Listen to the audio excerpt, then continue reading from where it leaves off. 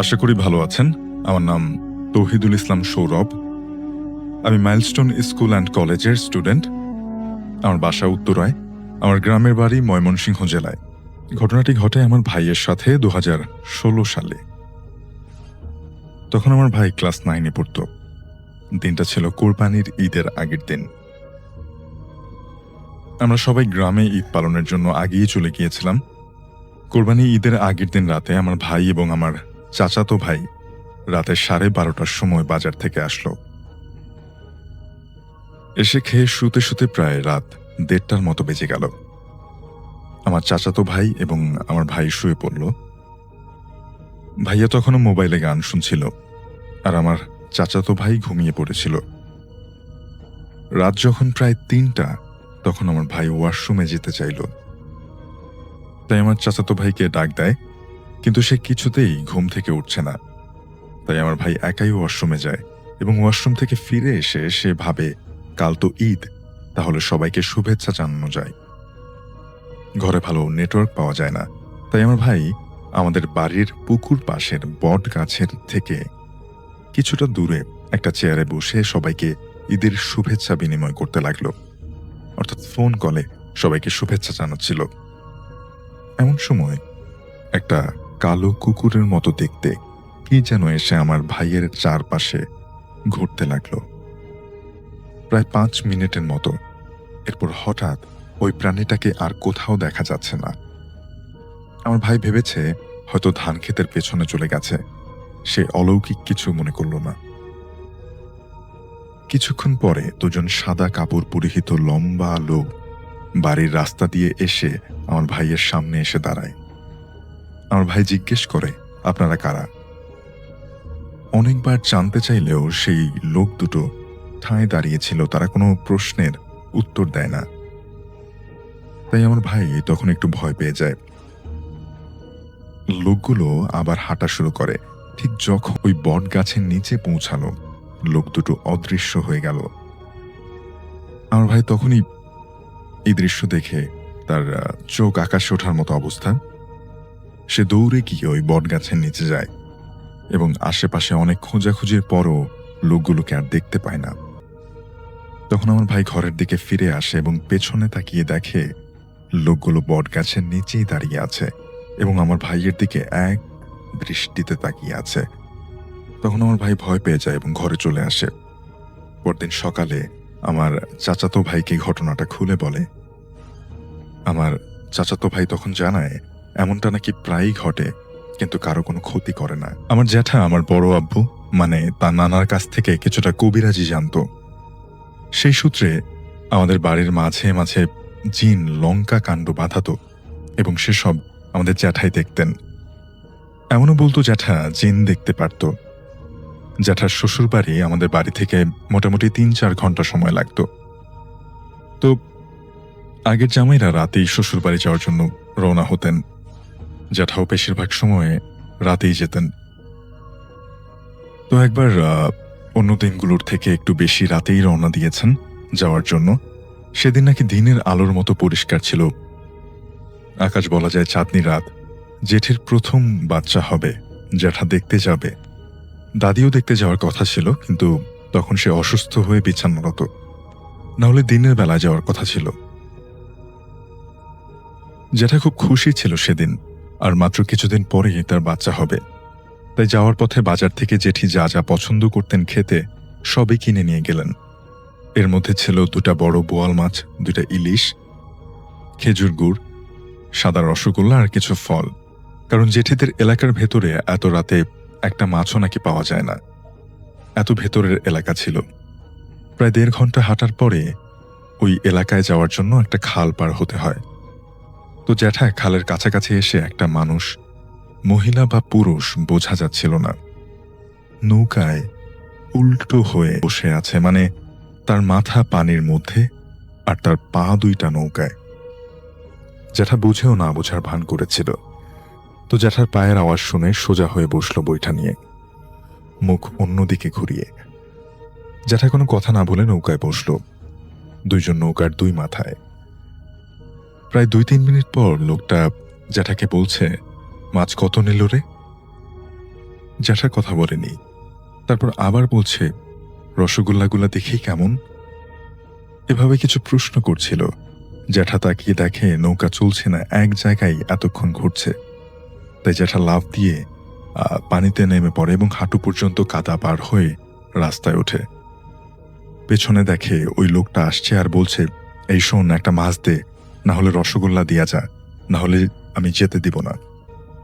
জ্যাঠা শুনছে কিন্তু কোনো কথা বলছে না আর তাকাচ্ছেও না। সে অনর্গল বলে যাচ্ছে। জ্যাঠার কাছাকাছি আসতে পারছে না, কারণ জ্যাঠার শরীর বন্ধ করা ছিল। তিনি একটা তাবিজও সবসময় পকেটে রাখতেন।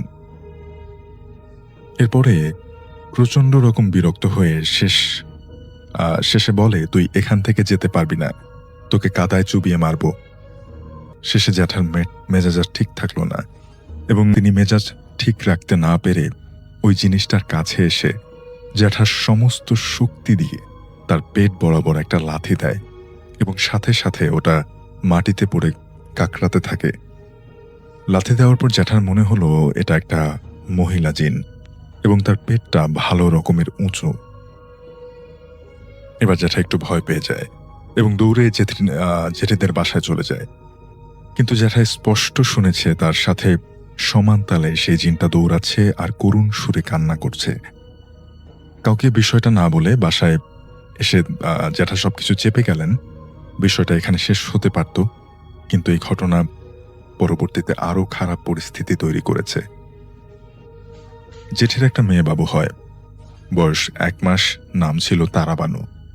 একদিন রাতে জেঠির স্বপ্নে দেখে একজন মহিলা জেঠিকে বলছে, তোর জামাই আমার বাচ্চাকে পেটে লাথি দিয়ে মেরে ফেলেছে। আমি মাছ খোঁজায়, আমিও এর প্রতিশোধ নিব। এই বলে কান্না করতে থাকে আর দেখে 2টা পা রক্ত মাখা। খুব ভয় পেয়ে যায় জেঠি। তারপর হঠাৎ খবর আসে দাদির অবস্থা খারাপ, তারাবানুকে দেখতে চায়, কারণ তার বংশের বড় মেয়ে। ওই দিন জেঠি আমাদের বাড়িতে আসে এবং পরদিন আমার দাদা ইন্তেকাল করেন। বাড়িতে সব আত্মীয় স্বজন ভরা, জেঠি দাদির কাছে বসা, বাচ্চা রুমে ঘুম পাড়িয়ে এসেছেন। এদিকে দাদাকে গোসল দিয়ে জানাজা করে মাটি দিয়ে সবাই আসছে, তারা তখনও নাকি ঘুমাচ্ছে। জেঠি তারার কাছে গিয়ে বলে, ও এতক্ষণ তো ঘুমায় না। শরীরে হাত দিয়ে দেখে তার পুরো শরীর ঠান্ডা বরফ হয়ে আছে। জেঠি এক চিৎকার দিয়ে সেন্সলেস হয়ে পড়ে। বাড়ির সবাই রুমে এসে দেখে তারাবানু মারা গেছে এবং ওর পুরো শরীর পুরো ভয়ঙ্কর রকমের নীল হয়ে গেছে। পরবর্তীতে জেঠির স্বপ্নের কথা বলে জ্যাঠাকে এবং জ্যাঠাও স্বীকার করে। এই ঘটনার পর জেঠি দীর্ঘদিন অসুস্থ ছিলেন। এরপর থেকে তার কোনো কিছু সহজে মনে থাকতো না এবং এখনো থাকে না। জ্যাঠাও পরে আস্তে আস্তে রাত বেরোতে বাইরে যাওয়া একেবারেই বন্ধ করে দেয়। এই ঘটনাটি মৌলানা শমশের আলী ভাইয়ের বাবার সঙ্গে ঘটেছিল। তখন উনি অনেক ছোট ছিলেন, 7 কি 8 বছর বয়স ছিলেন। সাল ছিল 1985 কি 86 সাল, এরকম একটা সময় ছিল। মৌলানা শমশের আলী ভাইয়ের বাবা উনি খুব ভালো ঘর বাঁধতে পারতেন। মানে উনি ঘর তৈরি করার মিস্ত্রি ছিলেন, স্পেশালি শন দিয়ে তৈরি করা যে ঘরগুলো, এই ঘরগুলো উনি খুব ভালো বাঁধতে পারতেন। এই জন্য আশেপাশের এলাকার বহু ঘর উনি বেঁধেছেন। তো এমনই একটি ঘর বাঁধার জন্য ওনার যে এলাকা, ওনার যে গ্রাম, ওনার গ্রাম হচ্ছে উত্তর মুকসুদপুর গ্রাম, তাহিরপুরের। তো ওইখান থেকে উনি কয়েকটা গ্রাম দূরে ঘর বাঁধার জন্য যান। আপনারা যারা তাহিরপুরে গিয়েছেন, অনেকেই টাঙ্গুয়ার হাওর ঘুরতে গিয়েছেন, আপনারা জানেন যে ওই জায়গাতে দেখা যাচ্ছে অল্প কিছু ঘর মিলে একটা গ্রাম, আবার একটু দূরে অল্প কিছু ঘর মিলে আর একটা গ্রাম, এরকম ছোট অসংখ্য গ্রাম টাঙ্গুয়ার হাওরে রয়েছে বা তাহিরপুরে রয়েছে। তো ওনার বাসা থেকে খুব বেশি দূরে না, বেশ মানে পায়ে হাঁটা 1 ঘন্টা পথ, এরকম একটু দূরে একটা গ্রামে উনি ঘর বাঁধতে গিয়েছিলেন সকালবেলা। তো ওই শন দিয়ে তৈরি ঘরটা বেশ বড় ছিল।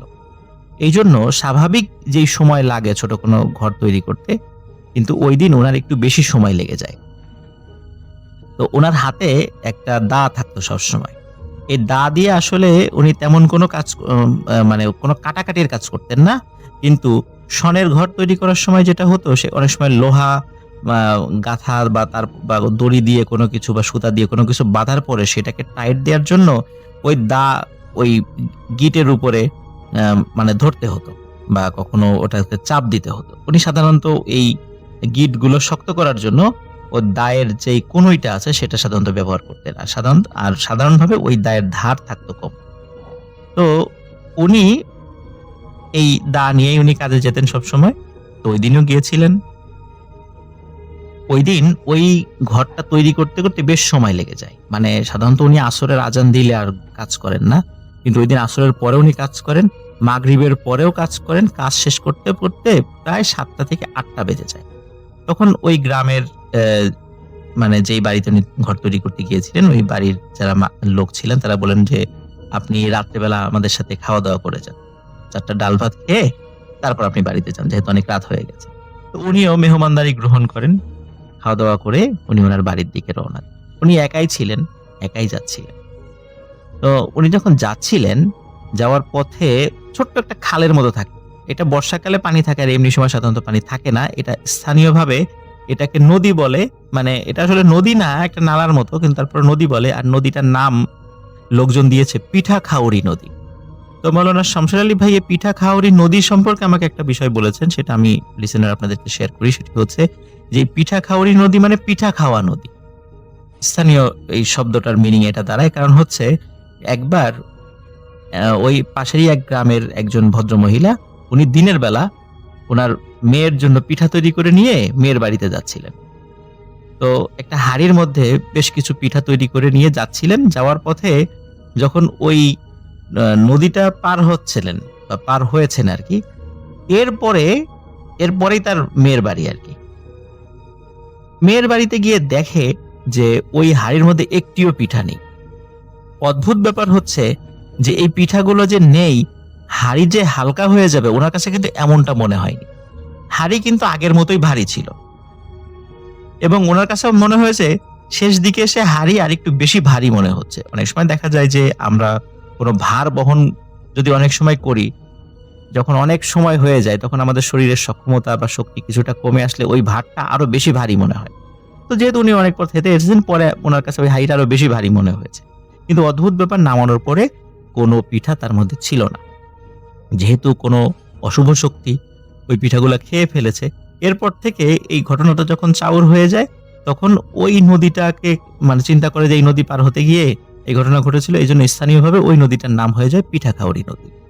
তো ওই পিঠাখাউড়ি নদীর এপাশ এবং ওপাশে ২টি বড়, বড় শিমুল গাছ আছে।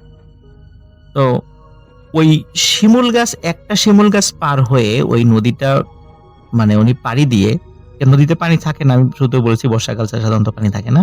তো নদীটা এমনি উনি হেঁটে পার হয়ে যখন আরেকটি শিমুল গাছের কাছে গিয়েছেন তখন উনি বাড়ির মোটামুটি কাছাকাছি চলে গেছেন। তখন হঠাৎ উনি দেখছেন যে নদীর অপোজিট পাশে যে শিমুল গাছটি রয়েছে ওইখানে বড় কিছু একটা দেখা যাচ্ছে এবং ওটা আস্তে, আস্তে হেঁটে, হেঁটে সামনের দিকে আসছে। ওনার হাতে কোনো টর্চ লাইট ছিল না, কিন্তু ঐদিন চাঁদনি রাত ছিল এবং চাঁদনি রাতে ঐদিন আরো মনে হয় যে চাঁদের আলো আরো বেশিই ছিল। যার কারণে উনি স্পষ্টভাবে দেখতে পাচ্ছিলেন একটি প্রাণী এবং ওইটার পিঠের উপরে একজন মানুষ বসে আছে। উনি চিন্তা করলেন জিনিসটা কি? উনি ভালো করে খেয়াল করে দেখেন এবং স্পষ্টভাবে দেখতে পান ওটি একটা হাতি। একটা হাতি হেঁটে আসছে এবং হাতির পিঠের উপরে একজন মানুষ বসে আছে। উনি চিন্তা করেন যে আমাদের এই গ্রামে হাতি আসবে কোত্থেকে? হাতি তো আসার কথা না। তারপর আবার হাতির পিঠের উপর একজন মাহুত মানে হাতিকে পরিচালনা করার জন্য একজন মানুষ বসে আছে। তো উনি চিন্তা করেন যে আমি জিনিসটা দেখি যে কে আসে। উনি আর হেঁটে বাড়ির দিকে যান না। উনি ওই যে আরেকটা শিমুল গাছ আছে সেই শিমুল গাছের নিচে দাঁড়িয়ে উনি দেখছেন যে কি হয় বা কে আসে। উনি খেয়াল করেন যে ওই হাতিটা যত কাছে এগিয়ে আসছে আস্তে, আস্তে তার আকৃতিটা ছোট হয়ে আসছে। অল্প সময় পরে উনি দেখেন ওটি আর হাতি নেই। ওটি হয়ে গেছে একটি ঘোড়া এবং ঘোড়ার পিঠের উপরেও ওই মানুষটি বসে আছে যেটা হাতির পিঠে বসা ছিল। কিন্তু উনি লক্ষ্য করেন হাতির পিঠে বসা অবস্থায় ওই মানুষের শরীরের যে আকৃতি ছিল এখন আকৃতিটা আরেকটু ছোট হয়ে গেছে। মানে ওই যখন হাতি ছিল হাতির সাথে, সাথে হাতির পিঠের মানুষের আকৃতি যখন ঘোড়া হয়ে গেছে, তখন ওই হাতির পিঠের মানুষের আকৃতিটাও কিছুটা ছোট হয়ে গেছে। এরপরে দেখেন যে ঘোড়াটা তার দিকে এগিয়ে আসছে, এবং যত এগিয়ে আসছে ওই ঘোড়ার আকৃতিটাও ছোট হয়ে যাচ্ছে। উনি খেয়াল করেন অল্প একটু কাছে আসার পরে এটি আর ঘোড়া নেই, এটি হয়ে গেছে বড় একটি রাম ছাগল, এবং ওই ছাগলের উপর একটা মানুষ বসে আছে। সেও কিন্তু আস্তে আস্তে ওই প্রাণীর অনুপাতে ছোট হয়ে যাচ্ছে, কিন্তু মানুষটার চেহারা উনি দূর থেকে স্পষ্ট বুঝতে পারছিলেন না, কিন্তু এতটুকু বুঝতে পারছিলেন ওইটা একটা মানুষ। যখন ওই ছাগলটি হেঁটে হেঁটে যখন আরেকটু কাছে চলে আসে, তখন মৌলানা শামসুল আলী ভাই বাবা দেখেন যে এটি এখন আর ছাগল নেই, এটি একটি কুকুর হয়ে গেছে, এবং পিঠে মানুষ বসে আছে, এবং সেও ছোট হয়ে গেছে। কুকুরটা যখন আরো কাছে চলে আসে, মানে যখন ওনার একদম কাছে চলে এসেছে, তখন দেখে ওটি এখন আর কুকুর নেই, ওটি হয়ে গেছে একটি বিড়াল। আর ওই বিড়ালের চোখ খুব ভয়ানক ভাবে জ্বলজ্বল করছিল। আর যখন ওনার কাছে ওই বিড়ালটি এসেছে, উনি দেখে ওই যে পিঠের উপর ওই মানুষটিও কিন্তু ওই বিড়ালের পিঠে বসা, কিন্তু তার আকৃতিটাও বেশ ছোট হয়ে গেছে, এবং তার চোখও জ্বলজ্বল করছে। এবং ওনার কাছাকাছি এসে হঠাৎ এই বিড়ালটি এবং তার পিঠে যে মানুষ ছিল সেটি সব ভ্যানিশ হয়ে যায়। পুরো সময়টাতে তার হাতে থাকা দাটি তিনি খুব শক্ত করে ধরে রেখেছিলেন, কারণ উনি জানতেন যে হাতে যদি লোহা জাতীয় কিছু থাকে তাহলে এই ভূত প্রেত জাতীয় কোনো কিছু কাছে আসতে পারে না, বা কাছে আসলেও তেমন কোনো ক্ষতি করতে পারে না। এই চিন্তা করে ওনার হাতের দাটি উনি কোনো অবস্থাতেই হাতছাড়া করেননি। ভয় পাচ্ছিলেন, বাট তারপরও সারাটা সময় খুব শক্ত করে হাতে ধরে রেখেছিলেন। উনি মানে যদিও অনেক ভয় পেয়েছিলেন, কিন্তু উনি কোনো অসুস্থ হন নাই বা জ্বর টর এরকম কিছু আসে নাই, উনি স্বাভাবিক ছিলেন। তো এই ঘটনাটি উনি ওনার আশেপাশে অনেককেই বলেছিলেন, এবং ওই দুই শিমুল গাছের মাঝখানে এখনো বেশ কিছু ঘটনা টুকটাক ঘটে। এটি ছিল মৌলানা শামসুল আলী ভাইয়ের বাবার সাথে ঘটে যাওয়া একটি ঘটনা। সেদিন প্রচণ্ড বৃষ্টি হচ্ছে। জামিল সাহেব, যার ঘটনা বলছি, ব্রাহ্মণবাড়িয়া ট্রেন স্টেশনের একজন স্টেশন ম্যানেজার। তখন একটা ট্রেন আসার কথা, রাত তখন 2টা বাজে, কিন্তু প্রচণ্ড বৃষ্টি পড়ছে। কিছু মানুষজন যারা স্টেশনে আছে তারা সেফ জায়গায় ঘুমাচ্ছে। তিনি জানেন ঢাকা থেকে একটা ট্রেন 2:30 আসবেন, এবং এই ঘটনাটা বেশ আগের। তো তিনি রুম থেকে একটু এগোলেন। অন্ধকার বলতে গেলে তখন পুরো জায়গাটাই অন্ধকার। তিনি প্ল্যাটফর্মে গেলেন এবং দেখলেন মানুষজন বলতে গেলে কেউ নাই, 2-3 জন আছেন, তাও ঘুমাচ্ছে। আর মুষলধারে বৃষ্টি যেন থামছেই না। হঠাৎ করে ইলেকট্রিসিটি চলে যায়। ইলেকট্রিসিটি যাওয়ার পর তিনি তার রুমে যায়। রুম থেকে আবার প্ল্যাটফর্মে যায় সিগারেট ধরবে। হঠাৎ একটা ট্রেন আসে। তিনি প্রথমে তা খেয়াল করেন নাই। ইলেকট্রিসিটি নাই এবং ট্রেনের সামনে কোনো লাইট নাই, ট্রেনের নাই কোনো হুইসল। তিনি দেখলেন প্ল্যাটফর্মের ভেতর পুরো ট্রেনটি তখনও ভিড়েনি, কিন্তু আস্তে আস্তে এগোচ্ছে। খানিকটা অবাক হলেন, কোনো হুইসল ছাড়া ট্রেনটা তিনি যেখানে দাঁড়িয়েছিলেন সেখানেই আসলো, এবং প্রায় হাফ অ্যান আওয়ার তিনি ওখানে দাঁড়িয়েছিল। কেউ ট্রেন থেকে নামলো না, ইভেন ট্রেনটাও আগাচ্ছে না। উনি ট্রেনের ইঞ্জিনের কাছে গেলেন টর্চ নিয়ে, ভেতরে ঢুকলেন, দেখলেন কেউ নেই, কিন্তু কেউ তো বের হয় নাই, থাকার তো কথা মানুষের। তিনি বের হয়ে একটি বগিতে ঢুকলেন, দেখলেন কোনো প্যাসেঞ্জার নেই, অথচ কেউ তো বের হয় নাই। এ কি আবোল তাবোল অবস্থা! ইলেকট্রিসিটি নাই, ট্রেন খালি, কেউ নাই। তিনি প্রত্যেকটা বগিতে উঠে উঠে চেক করছেন। কিন্তু লিসেনারদেরকে বলতে চাই যে ভাই, একটা কাকপক্ষীয় ট্রেনটার ভেতরে নাই। সর্বশেষ বগিতে উঠেন তিনি। চারপাশে টর্চ মারার পর তিনি একজন মহিলা দেখতে পান। মহিলাটা জানালার দিকে তাকিয়ে আছে চুপ করে। তার এতদিনের এক্সপিরিয়েন্সের চাকরি, ওর অবস্থায় এরকম কখনো নাই। যাক উনি নেমে যায় ট্রেনে। নামার পর তিনি তার রুমে যান একটা সুইচ অফ করতে। মাত্র 2 মিনিট আগে তো তিনি রুমে গেলেন। তিনি প্ল্যাটফর্মে যান এবং দেখতে পান ট্রেনটা আর নাই।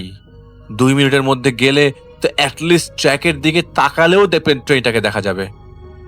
আশেপাশে কোনো কিচ্ছু নেই। ওই দিন থেকে ঠিক 1 বছর পরের ঘটনা। সেদিন আকাশে চাঁদ, ফুরফুরে অবস্থা। রাত তখন 3টা বাজে। আশেপাশে তেমন কোনো মানুষ নাই, মানুষ ওদিন নেই বললেই চলে। তিনি তার রুমে তখন হঠাৎ করে তিনি দেখতে পান আস্তে আস্তে একটা ট্রেন প্ল্যাটফর্মে এসে ভিড়েছে, অথচ কোনো সাউন্ড নেই, কোনো হুইসেল নেই। ট্রেনের তো এমনিতেই একটা সাউন্ড থাকে, ট্রেনের মুভমেন্টের সাউন্ড, বাট ঘেরা পর্যন্ত কোনো সাউন্ড নেই। তিনি দৌড়ে এবার প্ল্যাটফর্মে যান। আগের বিষয়টা তিনি কারোর সাথে শেয়ার করেন নাই। তিনি মনে করেছিলেন এটা তার মনের ভুল হতে পারে। খালি একবার ইনফরমেশন নিয়েছিলেন এরকম ট্রেনের নাম আছে কিনা, পরিষ্কার ছিল না। তারপরও যেটা তিনি মিলাতে পারেন যে রাঙা এক্সপ্রেস নামে কোনো ট্রেন আছে কিনা। এবারও এটি রাঙা এক্সপ্রেস। তিনি আবারও ইঞ্জিন রুমে টর্চ মেরে চেক করলেন কেউ আছে কিনা, কিন্তু কেউ নেই। আগের মতো প্রত্যেকটা বগি চেক করলেন, কাউকে পাওয়া যাচ্ছে না। এবারও তিনি শেষ বগিতে ভালো করে চেক করলেন, কিন্তু কেউই নাই। হঠাৎ করে ট্রেনটা ছেড়ে দিচ্ছে। এক বগি থেকে আরেক বগিতে যাওয়া যায় না, কোনো পার্টিশন নাই, কোনো কানেকশন নাই। তাই তাকে বগিতেই থাকতে হচ্ছে। ট্রেনের স্পিড এতটাই বেশি যে উনি ট্রেন থেকে নেমে কোনোভাবেই সাহস পাচ্ছে না, পাড়া দেওয়ার কর্নারে, ট্রেন থেকে পাড়া দেওয়ার সাহস পাচ্ছে না। জোরে জোরে চিৎকার করেও কাউকে কাছে পাচ্ছে না। পুরো বগি কেন, পুরো ট্রেনে তিনি একা। তিনি ভাবতে থাকলেন ট্রেনটি কি হাইজ্যাক হয়েছে? কিন্তু ড্রাইভার রুমে তো কেউ নেই। ট্রেনটি চালাচ্ছে কে? মাথা বের করে তিনি টর্চ মারতে থাকেন। আশেপাশের স্ট্রাকচার এত দ্রুত পাস হচ্ছে যে উনি ভাবতে থাকেন এটি ইম্পসিবল। এত ফাস্টেস্ট ট্রেন বাংলাদেশে নেই। এটা তো ফাস্টেস্ট ট্রেন না। আউট অফ নোওয়্যার তিনি দেখলেন বগি লাইনচ্যুত হয়ে গেল। শেষ বগিতে থাকাতে তার রক্ষা। সেটিও উল্টো হওয়ার পথে। তিনি যেখানে নামলেন সেখানে কেউ নেই, একজন মানুষও নেই। তিনি প্রচন্ড ভয় পেলেন, এমন ভয় যে তিনি কথা বলতে পারছেন না। তিনি দেখলেন সেই মহিলা রেল লাইনটি ধরে আসছে। এরপরে আর তার কিছুই মনে নাই। এরপরে যখন তার ঘুম ভাঙে তিনি তার রুমে তার নিজেকে খুঁজে পান। তার সাথে কি হলো, কিভাবে, তিনি কিছুই জানেন না। পরবর্তী সময়ে তিনি একজনের কাছে যান, জিজ্ঞেস করেন যে তিনি এই ট্রেন স্টেশনে কি চাকরি করবেন কি করবেন না, এরকম জিনিস কি তিনি বারবার দেখতে থাকবেন? তাকে এরকম অবস্থায়, এরকম বিব্রত অবস্থায় আগে কখনো ওইখানকার তার বন্ধু বান্ধব, আত্মীয় স্বজন কেউই দেখে নাই। যাই হোক, তিনি পরবর্তী সময় জানতে পারেন যে এইটি তাকে নিছকই ভয় দেখানোর কারণে হয়েছে, এবং পরবর্তীতে তিনি তার নিজের প্রোটেকশন হিসাবে কিছু প্রোটেকশন নেন একজনের কাছ থেকে। এরপর থেকে তিনি কিছু দেখেননি, কিন্তু এরকমভাবে রাত জেগে কখনো ডিউটিও করেন। আসসালামু আলাইকুম রাসেল ভাই, ঈদ মোবারক। রাসেল ভাই, আশা করছি আপনি ভালো আছেন। ঈদ স্পেশাল এই আয়োজনে আজকে আমি আপনার সঙ্গে একটি ভয়ানক ঘটনা শেয়ার করব, যেই ঘটনাটি ঘটে গেছে 2020 সালের কুরবানি ঈদের আগে। রাসেল ভাই, আপনি হয়তো একটা বিষয় জানেন যে 2020 সালে কিন্তু বাংলাদেশে বড় ধরনের একটা মহামারী ছিল, করোনার সময়। আর এই করোনার সময়ে ঢাকা থেকে একজন মানুষ গ্রামে আসতে কত ভয়ানক একটা ঘটনা ঘটে গেছে, এই ঘটনাটা হয়তো অনেকেই জানে না। তো আমি আজকে ঠিক ঢাকা থেকে করোনাকালীন সময়ে গার্মেন্টস কর্মী বাড়ি আসার একটা ঘটনা আপনার সঙ্গে শেয়ার করছি। রাসেল ভাই, করোনাকালীন সময়ে আমরা কিন্তু কেউ বাইরে যেতে পারতাম না। যারা ঢাকায় ছিল ঢাকায় ছিল, যারা গ্রামে ছিল গ্রামে ছিল।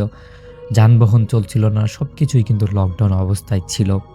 তো এই সময় অজয় নামে একজন গার্মেন্টস কর্মী, তার বাড়ি থেকে ফোন আসে যে তাকে দ্রুত বাড়িতে আসতে হবে এবং এবার এই কোরবানি ঈদটা তাকে বাড়িতে করতে হবে। তো বরাবরের মতোই গার্মেন্টস কিন্তু ছুটি দিয়ে দিয়েছিল। কিন্তু সবাইকে সচেতন করা হয়েছিল কেউ যেন বাড়িতে না যায়। কারণ কার রোগ কার কাছে চলে যায় এই বিষয়টা নিয়ে সবাই টেনশনে তখন ছিল। তো রাসেল ভাই এই অজয় ছুটি পেয়ে বাড়ির দিকে রওনা দিল। কিন্তু একটি কথা বলে রাখি যে তখন কিন্তু সরাসরি বাস ছিল না। কোনো বাসই কিন্তু সরাসরি আসতেছিল না। কারণ কেউ আসা যাওয়া করে না। তো এই অজয় কি করলো? উনি ভাবলো যে আমি ভেঙে, ভেঙে যাবো। আর তখনকার সময় কিন্তু পুলিশের মানে নজরদারি ছিল। তো ইনি এই সব কিছুকে এড়াতে রাত্রের বেলা রওনা হন। রাত্রে বলতে বিকালের দিকে রওনা হন। বিকালের দিকে ঢাকা থেকে তার পাশের একটা জেলার তিনি কি বলে একটা সিএনজি নেন। তো সিএনজি দিয়ে আসতেছে, আসতে, আসতে কি বলে উনি মানে একটার পর একটা জায়গা চেঞ্জ করতে, করতে সান্তাহার পর্যন্ত চলে আসছে। তো রাসেল ভাই যখন উনি সান্তাহারে আসেন, সান্তাহারে আসার পর উনি দেখেন যে রাত্রের ঘড়ি প্রায় ১২টা বাজে গেছে। এই মানে রাত্রের বেলায় ১২টা। কারণ তিনি তো ডিরেক্ট আসতে পারেনি। ভেঙে, ভেঙে আসার জন্য তার এত সময়টা লেগেছে। তখন রাত্রের যখন ১২টা বাজে তখন তো এমনিতেই করোনার সময়ে আবার তার উপর এত রাত্র। তো উনি আসলে কোনোভাবেই কোনো যানবাহন পাচ্ছে না। তো যানবাহন পাচ্ছে না, সেরকম কোনো বাজারও পাচ্ছে না। তো এরকম একটা অবস্থায় সে কি করলো? সে মানে হাঁটতে শুরু করলো। মানে এত বেশি আ হাঁটতে শুরু করলো কারণ এই যে অজয় যে আছে তার কিন্তু বাড়ি যেতেই হবে। তো বাড়ি যাওয়ার পরে মানে বাড়ি যাওয়ার জন্য সে হাঁটতেছে, হাঁটতেছে। তো হাঁটতে, হাঁটতে সে মানে এমন একটা রাস্তার মধ্যে এসে পৌঁছে গেছে, সেখানে সে দেখতে পারে যে এক সাইডে একটা পুরনো বাঁশঝাড় আর অপর পাশে একটা পুরনো কবরস্থান। তো সে যাচ্ছে, যাচ্ছে মানে এটাতে কোনো সমস্যা হয়নি। তার বাড়ির যখন মানে খুব কাছাকাছি চলে আসলো সে, কাছাকাছি চলে আসার পর সে যখন আরকি তার মানে বাড়ির রাস্তায় ঢুকবে, ঠিক তার আগ মুহূর্তে একটা পুরনো বিশাল বড় বাঁশঝাড় আছে এবং একটা কবরস্থান আছে। এই বাঁশঝাড় আর কবরস্থানকে সে চাইছিল যে এই দিকে না যাওয়ার জন্য। কারণ সে ছোটবেলা থেকেই জানে এখানে বিভিন্ন ধরনের সমস্যা হয়। বিভিন্ন মানুষ এখানে অনেক বেশি ভয় পায়। তো রাসেল ভাই সে অন্য রাস্তা দিয়ে যাবে সেরকম রাস্তাও তার রাত্রের বেলায় যাওয়া সম্ভব হচ্ছে না। তারপর কি করে? সে আরকি ওই যে কবরস্থান যে আছে এবং বাঁশঝাড় যে আসে সেই মাঝখানের রাস্তাটা দিয়েই সে যাওয়া শুরু করে। কিন্তু একটা সময় সে আসলে মানে কোনো কিছুই মানে ভয় করতেছে না, তোয়াক্কা করতেছে না। কারণ শরীর এত বেশি ক্লান্ত হয়ে গেছে তার বাড়ি যাওয়াটা খুব বেশি প্রয়োজন। তো এরকম একটা অবস্থায় যখন এই যে বাঁশঝাড়টা ওভারটেক করে কবরস্থানটা ওভারটেক করতে যাবে ঠিক তখনই হঠাৎ পিছন থেকে কারো একটা ডাক শুনতে পান তিনি। হঠাৎ করে কেউ একজন বলে, "অজয়, দাঁড়া।" মানে গলাটা এমন একটা চেনা, চেনা গলা তার কাছে লাগতেছিল যেন তার যে কয়েক বছর আগে তার যে দাদা মারা গেছে সেই দাদার কণ্ঠে। মানে কণ্ঠটা এরকম। তো এটা শোনার পর অজয় তো একদম পুরা অবস্থা খারাপ। বলল যে, "এত রাত্রে আবার কে? পিছন থেকে ডাকে। দাদা আবার আসলো কোথা থেকে?" তখন সে একদম থেমে গেল। থেমে গিয়ে তার যে মাথা পিছনে ঘুরাবে আরকি পিছনে তাকাতেই মানে বুকটা তার একদমই জমে গেল। সে দেখতে পারল এই কুয়াশার ভিতরে রাতের এত অন্ধকারের ভিতরে সাদা কাপড় পরা একটা লম্বা মানুষ তার সামনে দাঁড়িয়ে আছে। লম্বা মানুষটা এত বেশি লম্বা তার থেকে ৩-৪ উঁচু এরকম লম্বা উঁচু। কিন্তু লোকটা এমনভাবে দাঁড়িয়ে আছে তার মুখটা একদমই দেখা যাচ্ছে না। কিন্তু চোখ দুটো দেখা যাচ্ছে যে চোখের জায়গায় অস্বাভাবিকভাবে লাল কিছু একটা আসতেছে আরকি দেখা যাচ্ছে। তো এটা দেখার পর সে বেশ খানিকটা অবাক হয়ে গেল। কারণ সে জানতো যে এইখানে ভয়ানক অনেক কিছুই হয়। আবার সে মানে বিষয়টাকে এড়িয়ে যাইতে চেষ্টা করলো এবং সে কি করলো? দ্রুত হাঁটা শুরু করলো। কারণ এই যে বাঁশঝাড় আর কবরস্থানটা রেখে আর ২-১ মিনিট হাঁটলেই কিন্তু তার বাড়ি। তার আগে কোনো বাড়ি নাই, কোনো কিছুই নাই। তো যেই কথা সেই কাজ। সে যখন দ্রুত হাঁটা শুরু করলো, কিন্তু সে দেখলো যে সে যতই হাঁটতেছে মনে হচ্ছে রাস্তা যেন শেষই হচ্ছে না। যেখানে তার ২ থেকে ৩ মিনিট রাস্তা হাঁটলেই বাড়ি যাওয়ার কথা, সেইখানে দেখতেছে সে বারবার ওই একই জায়গায় হাঁটতেছে। মানে টাইম তার কাছে স্লো হয়ে গেছে এরকম। এবং এরপর সে হঠাৎ তার ফোনের নেটওয়ার্ক একদম মানে নেটওয়ার্ক মানে কি বলে, যেই জায়গায় তার মোবাইলটা বদ্ধ ছিল সেই জায়গাটা তার মোবাইলটা অটোমেটিক চালু হয়ে অটোমেটিক নেটওয়ার্ক চলে এসে সঙ্গে সঙ্গে তার মায়ের একটা ফোন আসলো। মানে হঠাৎ করেই, মানে এটা একটা মিরাক্কেল হয়ে গেল তার কাছে। হঠাৎ করে তার ফোন আসলো, সে ফোনটা রিসিভ করলো। রিসিভ করে তার মাকে বলল, মা আমি বাসধারের কাছেই আছি, তুমি চিন্তা করো না, আমি চলে আসতেছি। কিন্তু ফোনের ওপাশ থেকে একদমই নীরবতা, একদম নিস্তব্ধতা, কোনো শব্দ আসতেছে না। হঠাৎ করে তারপর তার মা আতঙ্কিত গলায় বলল, বাবা তুই কোন বাসধারে? তোর তো আসার কথা গতকালকে, তুই আজকে আসতেছিস মানে? কি হয়েছে বলতো? তখন মানে এটা শোনার পর অজয় তো নিজের কানে বিশ্বাস করতে পারতেছে না। কি রে, কি হচ্ছে? সবকিছুই তার কাছে যেন মিনিটের মধ্যেই চেঞ্জ হয়ে গেল। পরিবেশটা আরও বেশি ভয়ানক হয়ে গেল এবং ফোনটা যে আসলেই খুলেছে কিনা এই সবকিছু তার কাছে মানে আশ্চর্য লাগতেছিল। তারপর সে ফোনটা রেখে দিল। রেখে দিয়ে সে ভাবলো যে আসলে আমার বাড়ি যেতে হবে। কিন্তু ফোনটা রাখার পর সে একটা গোঙানির শব্দ পেল। এই গোঙানিটা আসতেছে কবরস্থানের দিক থেকে। তো অজয় এবার ভাবলো যে আসলে কি হয়েছে এত রাতে, এখানে আবার কি? তো উনি ভাবলো যে প্রথমত করোনার সময় হয়তো কেউ এখানে এসে আটকা পড়েছে।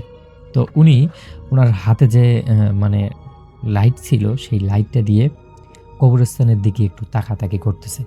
কিন্তু সে যেটা দেখলো সেটা তার সত্যিই কল্পনার বাহিরে। সে দেখলো যে একটা কবরস্থান, ওই যে মানে কি বলে, কবরস্থানটা খোঁড়া হচ্ছে। তার পিছনে যেই লম্বা মানুষটা সে দেখেছিল, সেই লম্বা মানুষটা একটা কবর খুঁড়তেছে। খুঁড়ে কবরস্থানটা মানে লন্ডভন্ড করে দিচ্ছে।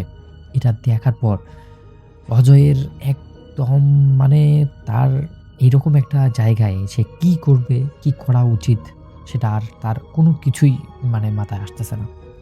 তো সে হঠাৎ করে বলে, কে আপনি? এত রাত্রে কবরস্থানে কি করছেন? আপনি কি? আপনার গ্রাম কোথায়? এই সমস্ত কিছু যখন বলতে শুরু করলো, তখন যেই লোকটা কবর খুঁড়তেছে, সেই লোকটা হঠাৎ করে তার মুখটা পিছনে ঘুরে তাকালো এবং মুখটা পিছনে ঘুরে তাকাতেই অজয় যে মুখটা দেখলো, এটা তার জীবনে এখনো ভোলেনি।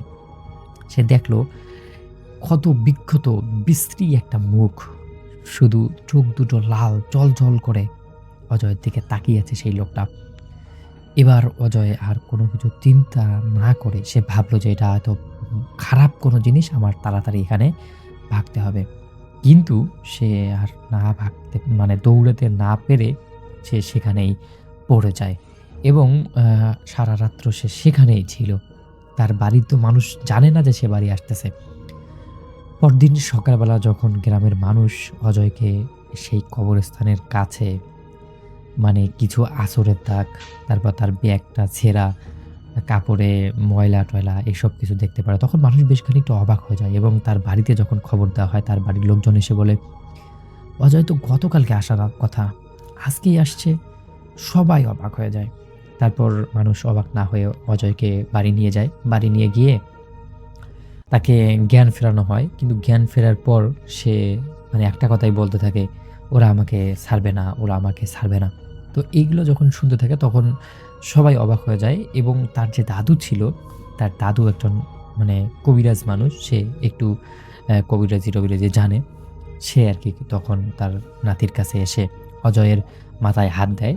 হাত দিয়ে মানে বুঝতে পারে যে এখানে কোনো সমস্যা আছে। তখন তার দাদুর যে ওস্তাদ আছে সেই ওস্তাদের কাছে অজয়কে নিয়ে যায়। নিয়ে যাওয়ার পর ওই কবিরাজ তাকে দেখে, বলে যে আসলে এর উপর একটা খারাপ আত্মা আসর করেছে। যেই আত্মাটা করোনার সময়ে মারা গেছে এবং মারা যাওয়ার পর তার যে সংস্করণ হবে, তাকে যে কবর দেওয়া হবে বা তাকে যে কবর দেওয়া প্রয়োজন, এটা মানুষ করেনি। কারণ করোনার সময় এমন একটা অবস্থা হয়েছিল যে সবাই মনে করত যে করোনাতে যেই রোগীকে মানুষ দেখতে যাবে বা তার ছোঁয়া আরেকজনের শরীরে লাগবে, সেও আক্রান্ত হয়ে যাবে। যার ফলে ওই যে মানে যেই মানুষটা মারা গিয়েছিল, সেই মানুষটাকে কেউ শহর থেকে নিয়ে এসে গ্রামের ওই কবরস্থানের পাশে রেখে গেছিল এবং সেই লাশটা কোনোভাবে রাত্রের বেলায় জন্তু জানোয়াররা ছিঁড়ে কুড়ে খেয়ে ফেলছে। তো এটার পর ওই লাশের যে আত্মাটা ছিল, সেই আত্মাটা এত বেশি কষ্ট পেয়েছে এবং এত বেশি তার মনের মধ্যে জেদ হয়েছে যে এই গ্রামের সব মানুষকে সে ধ্বংস করে দিবে, ভয় দেখাবে, এরকম কার্যক্রম শুরু করে দিবে। তো এটা শোনার পর এলাকার যে মানুষ আছে তারাও বেশ খানিকটা আতঙ্কের মধ্যে থেকে যায় এবং পরবর্তী সময় আরো একজন ভালো কবিরাজকে ডেকে নিয়ে এসে সেই আত্মাটাকে একটা বোতলের মধ্যে বন্দি করা হয়। তো রাসেল ভাই, এই ঘটনাটা কিন্তু অত বেশি দিনের না। ঘটনাটা করোনাকালীন সময়ের একটা ঘটনা। আর বর্তমান ঈদের একটা সিজন। তো আমি সবাইকে বলব, যারা, যারা বাড়ি ফিরতেছেন সবাই সাবধানে ফিরবেন। সবার জন্য রইল শুভকামনা। বগুড়ার কোন এক মসজিদের একজন ইমাম সাহেবের কাহিনীটা তিনি বলেছেন স্যামুয়েল আল মামুনকে, কারণ সেটাই সেরকমই লিখেছে সে। যাই হোক, উনি সেই ইমাম সাহেব একদিন উনি বসেছিলেন এবং এই সময় ওনার কাছে দুজন মানুষ আসে এবং এসে তারা ওনার কাছে এসে বলে যে একটা জানাজার নামাজ পড়াতে যেতে হবে। এবং দুইজন মানুষ এসে বলে যে জানাজার নামাজ পড়াতে যেতে হবে এবং যার জানাজার নামাজ সেই মানুষটারই সাগরেদ এই দুইজন লোক। তো ইমাম সাহেব বলে, আপনারা কোত্থেকে এসছেন?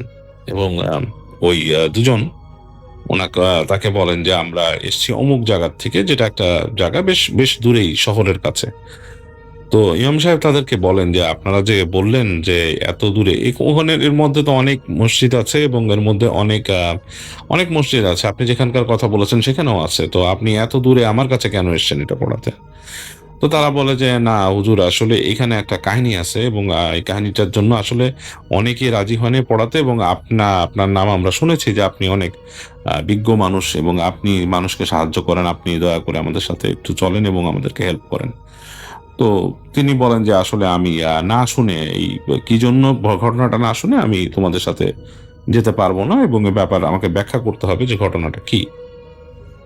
তো তখন আম, ওই দুইজন ওনার কাছে ব্যাপারটা ব্যাখ্যা করেন, একটি কাহিনী বলেন এবং এই কাহিনীটা হচ্ছে এরকম যে যেই শহরের ঘটনা বা যেখানকার ঘটনা, যেখানে যার জানাজা পড়ানোর কথা বলা হচ্ছে, সে ছিল একজন তান্ত্রিক, কবিরাজ। আসলে সে একজন কবিরাজ ছিল এবং সে মানুষকে বিভিন্ন রকম সমাধান দিত টোটকা এবং জাদুটনার মাধ্যমে।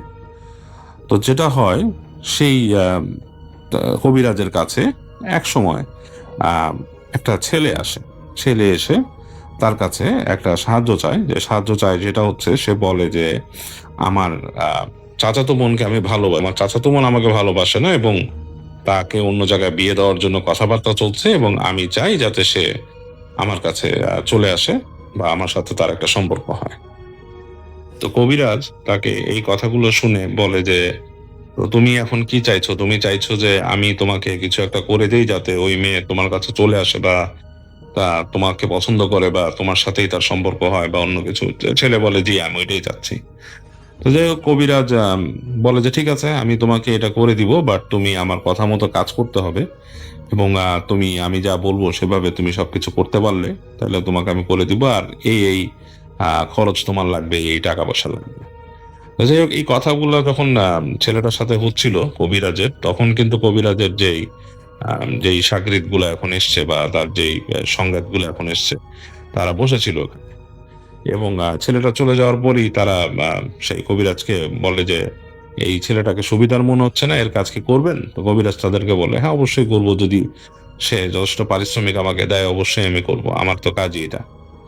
তো যাই হোক, তো এগুলো বলার পরে সেই ছেলেকে কবিরাজ একদিন আসতে বলে। তো এর মধ্যে তখন ওই যে যার কাছ থেকে কাহিনীটা শুনছে ইমাম সাহেব, তো তিনি বলেন যে ঠিক আছে, তার মানে কি বুঝলাম যে ছেলেটা মানে ওই কবিরাজ ওই ছেলের কাজ করেছে, তো তার সাথে এরকম মানে মানে সে এরকম মারা গেল কিভাবে? বলে যে জি, এখানে একটা অ্যাক্সিডেন্টাল ব্যাপার হয়েছে, এখানে কিছু একটা কাহিনী ঘটেছে এবং যেই কারণে মানে সমস্যা হয়। তো ইমাম সাহেব বলে কি সমস্যা হয়? বলে যে ওই ছেলেকে কবিরাজ বলেছিল যে তুমি কিছু জিনিস নিয়ে আসবে আমাদের কাছে এবং সেই জিনিসের মধ্যে একটা জিনিস করবা, যে তোমাকে অমুক সময় যে অমুক একটা মানে একটা জিনিস নিয়ে আসতে হবে, সেটা হচ্ছে যে কোনো একটা কবরস্থান থেকে যে কোনো একটা জিনিস নিয়ে আসতে বলে তাকে, এবং সেই জিনিসটা মানে যেটা বলে সেটা সে সঠিকভাবে আনতে পারে না। সে সেটা আনতে যাওয়ার সময় যেটা করে সেটা সে ভুল করে। সে ভুল করে সে একটা মানে আরো অন্য জিনিস নিয়ে আসে এবং সেখানেই তাদের এই জাদুবিদ্যাতে একটু সমস্যা হয়ে যায় আরকি। তো এই সমস্যাটা যখন হয় তখন কবিরাজ তার কাজটা করতে চায় না। বলে যে তুমি অলরেডি একটা তালগোল পাকাইছো এবং এটাতে একটা সমস্যা হবে আমাদের। এই কাজটা ভুল হয়ে যাচ্ছে। ওই যে ছেলেটা তখন বলে যে অনেক রিকোয়েস্ট করে, করার পরও কবিরাজ লাস্টে আর কোনো কথা, লাস্টে বলে আচ্ছা ঠিক আছে, যেহেতু টাকার অফার আছে এবং এটাতে কবিরাজ বেশ রাজি হয়ে যায় এবং তখন নাকি ওই তারা বসে, তাদের এই সাধনায় বসে এবং সাধনায় বসে কবিরাজ যেটা করে তাকে নিয়ে একটা বনের মধ্যে, একটা জঙ্গলের মধ্যে চলে যায়। একটা মানে বন, মানে বনের মতো একটা জায়গায় যেখানে গাছগাছালি আছে এবং মানে তার ডেজিগনেটেড একটা জায়গায় আরকি। তো সেখানে বসে কবিরাজ যেটা করে যে আপনার সে সাধনা করে এবং সে সাধনা করে একসময় সে ওই মানে বেশ একটা আগুনের কুণ্ডলি-টুণ্ডলি জ্বালায় কাজ করে এবং সেখানে সে সেই একটা জিনকে সামন করে আরকি। তো সেই জিন আসে, আসার পরে জিনকে সে একটা কাজ দেয় এবং কাজটা হচ্ছে যে এরকম সেই ছেলের ইকে মানে ওই মেয়েকে সে করার জন্য আরকি, বশ করার জন্য।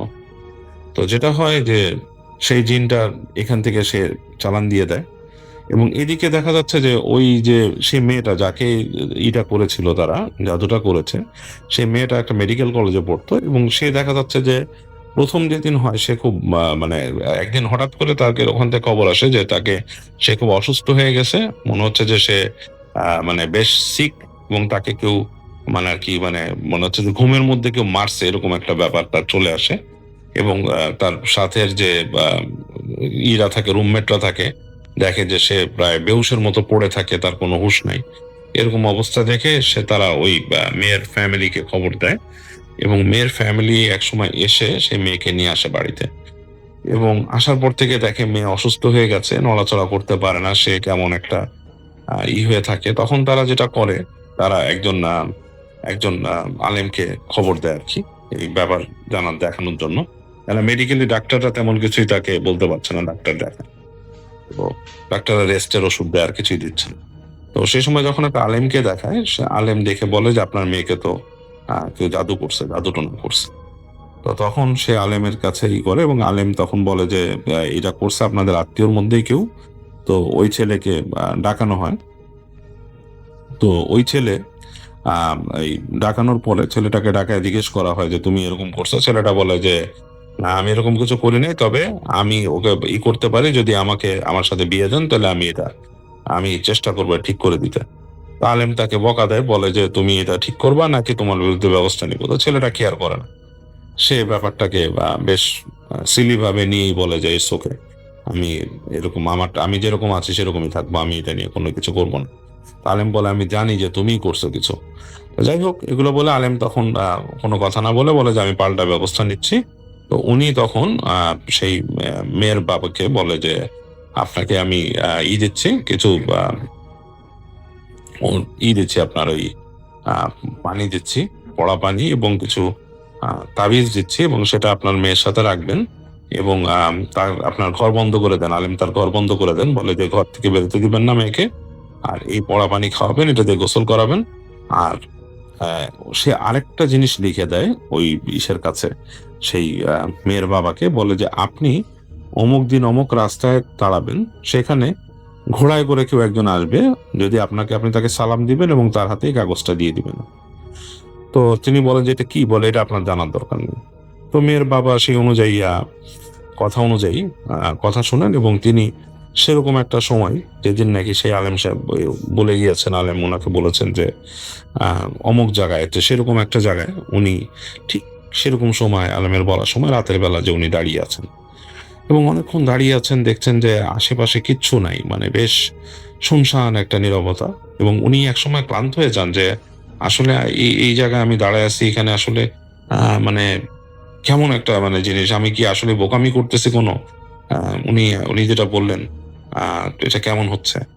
তো এই সময় উনি হঠাৎ করে শুনতে পান মানে হালকা ঘোড়ার ডাক এবং ঘোড়ার খুরের আওয়াজ দূর থেকে আসছে, এবং তিনি তখন না একটু ভয় পেয়ে যান, কারণ কোনো নির্জন জায়গায় কেউ নেই।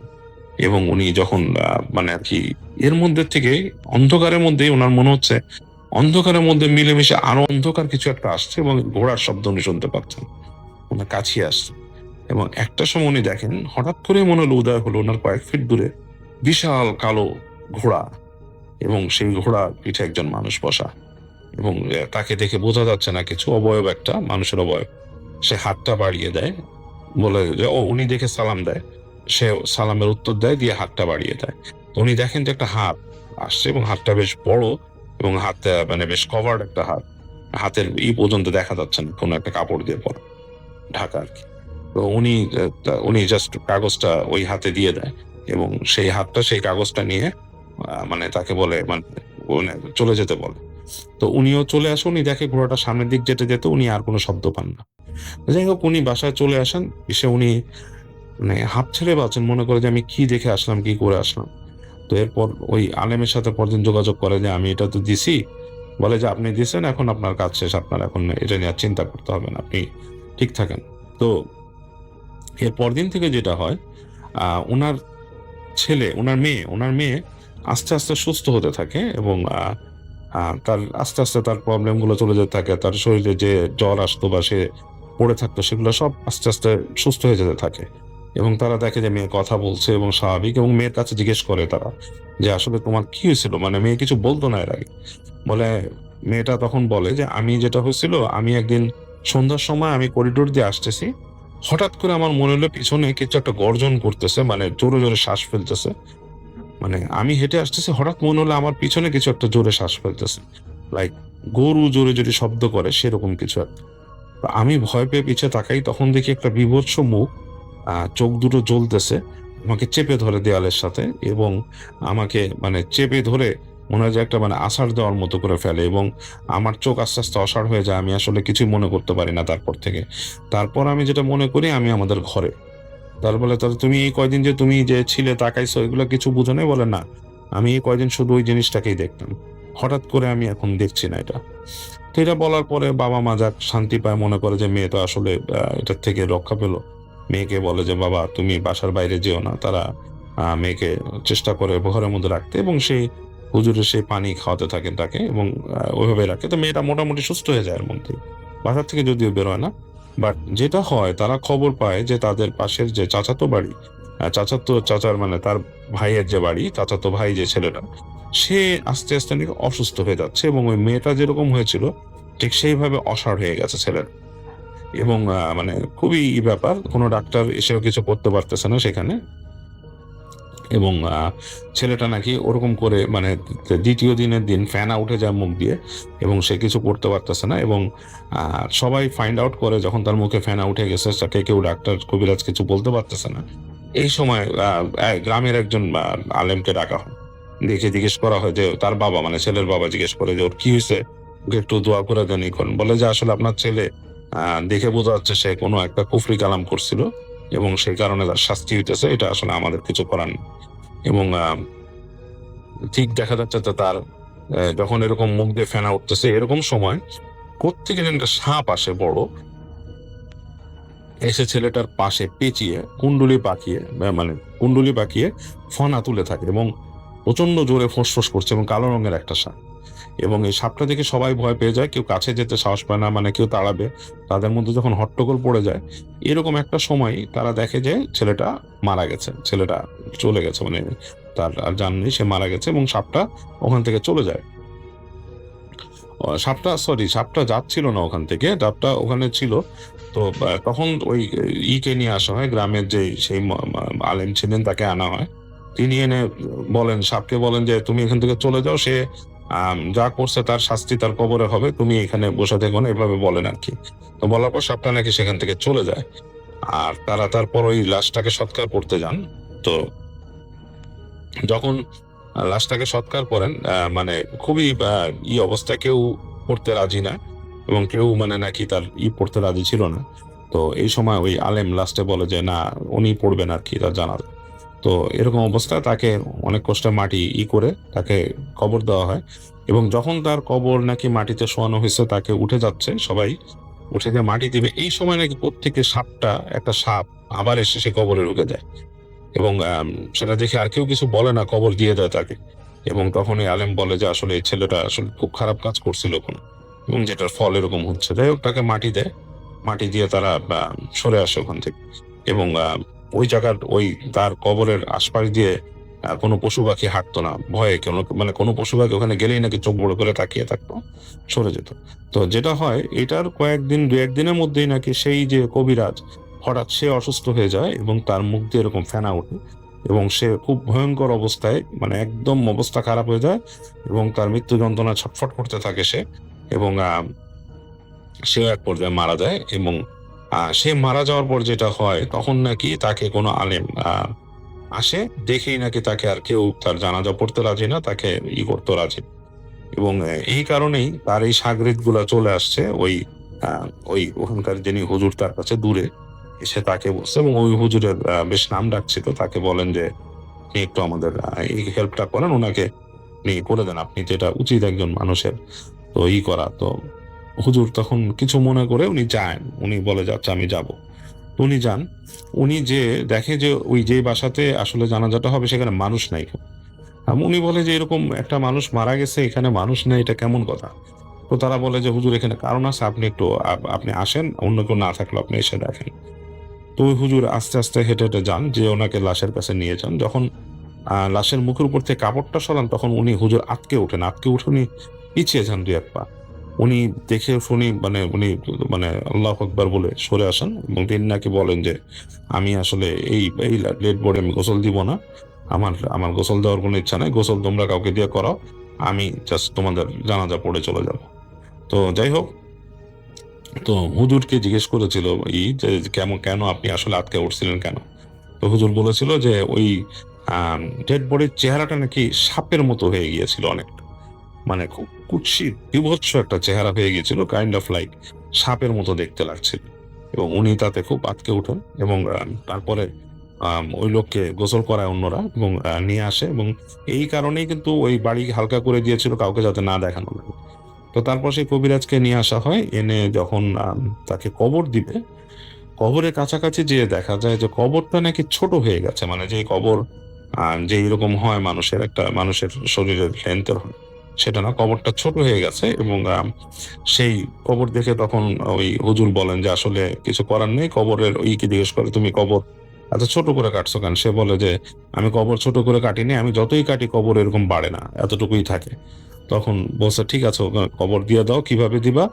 দরকার হলে ভাঁজ করে ওটার মধ্যে ঢুকাও। তখন তাকে ভাঁজ করে ওটার মধ্যে ঢুকানো হয় এবং উঠে সেই মাটি তাকে চাপা দেওয়া হয়। এবং মাটি যখন চাপা দিচ্ছে, মাটি চাপা দিয়ে ওঠার সাথে সাথে নাকি ভেতরে মনে হলো যে খুব মনে একটা শব্দ তারা পায় ভেতর থেকে, কবরের ভেতরে, যেমন যদি মানে কারো হাড্ডি গুড্ডি ভাঙার মতো শব্দ থাকে, সেরকম কিছু একটা পায়। এবং তখন হুজুর তাড়াতাড়ি মানে ওখান থেকে দোয়া পড়ে তিনি চলে আসেন। তো তিনি পরে বলেন যে আসলে এইটা তার হয়েছে যে সে কুফরি কালাম করতো এবং এত কুফর সে করেছে, সেটার ফলশ্রুতিতেই সেই শাস্তিগুলো পেয়েছে। এবং এটা এই শাস্তিগুলো তার এই জন্যই হয়েছে। এবং সে যে তাদের দুজনের যে এরকম মৃত্যু হলো আকস্মাৎ, সেটা হচ্ছে যে তারা ওই অন্য আলেম যেটা করেছিলেন, যে ওই জিনদের যে ছিল, সর্দার ছিল, তাকে ডেকে এনে তার কাছে আর কি ওই বিষয়ে তিনি আর্জিটা দিয়েছিল যে তোমাদের মধ্যেকার একজন এরকম কেউ করতেছে বা এরকম কিছু একটা উনি করেছিলেন, যেটার কারণে আসলে তাদের এই অবস্থাটা হয় এবং তাদের এই উল্টা শাস্তি হয়। এবং তাদের এই বাজে পরিণতি হয় হচ্ছে তাদের এই কুফরি কলম চর্চা করার কারণে তাদের লাস্টে এই একজনের কবরে সাপ ঢুকে যায়, আরেকজনের কবর ছোট হয়ে যায় এবং চেহারা বিকৃত হয়ে যায় শেষে।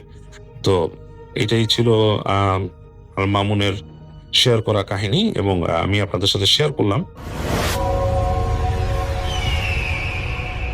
আশা করি মহান আল্লাহর ইচ্ছায় অনেক ভালো আছেন। আমি সানিয়া, লিখছি নরসিংদী থেকে। আমার নানা বাড়িতে স্কুলের ছুটি কাটানোর সময় একটা অদ্ভুত ঘটনা ঘটে। আমি ক্লাস 6-এ পড়তাম তখন। আমি পুরো ঘটনাটা সংক্ষেপে লেখার চেষ্টা করছি, যদি ভালো লাগে পড়ে শোনাবেন। ক্লাস 6-এর প্রথম বার্ষিকী পরীক্ষার পর কয়েকদিন ছুটি পেয়েছিলাম।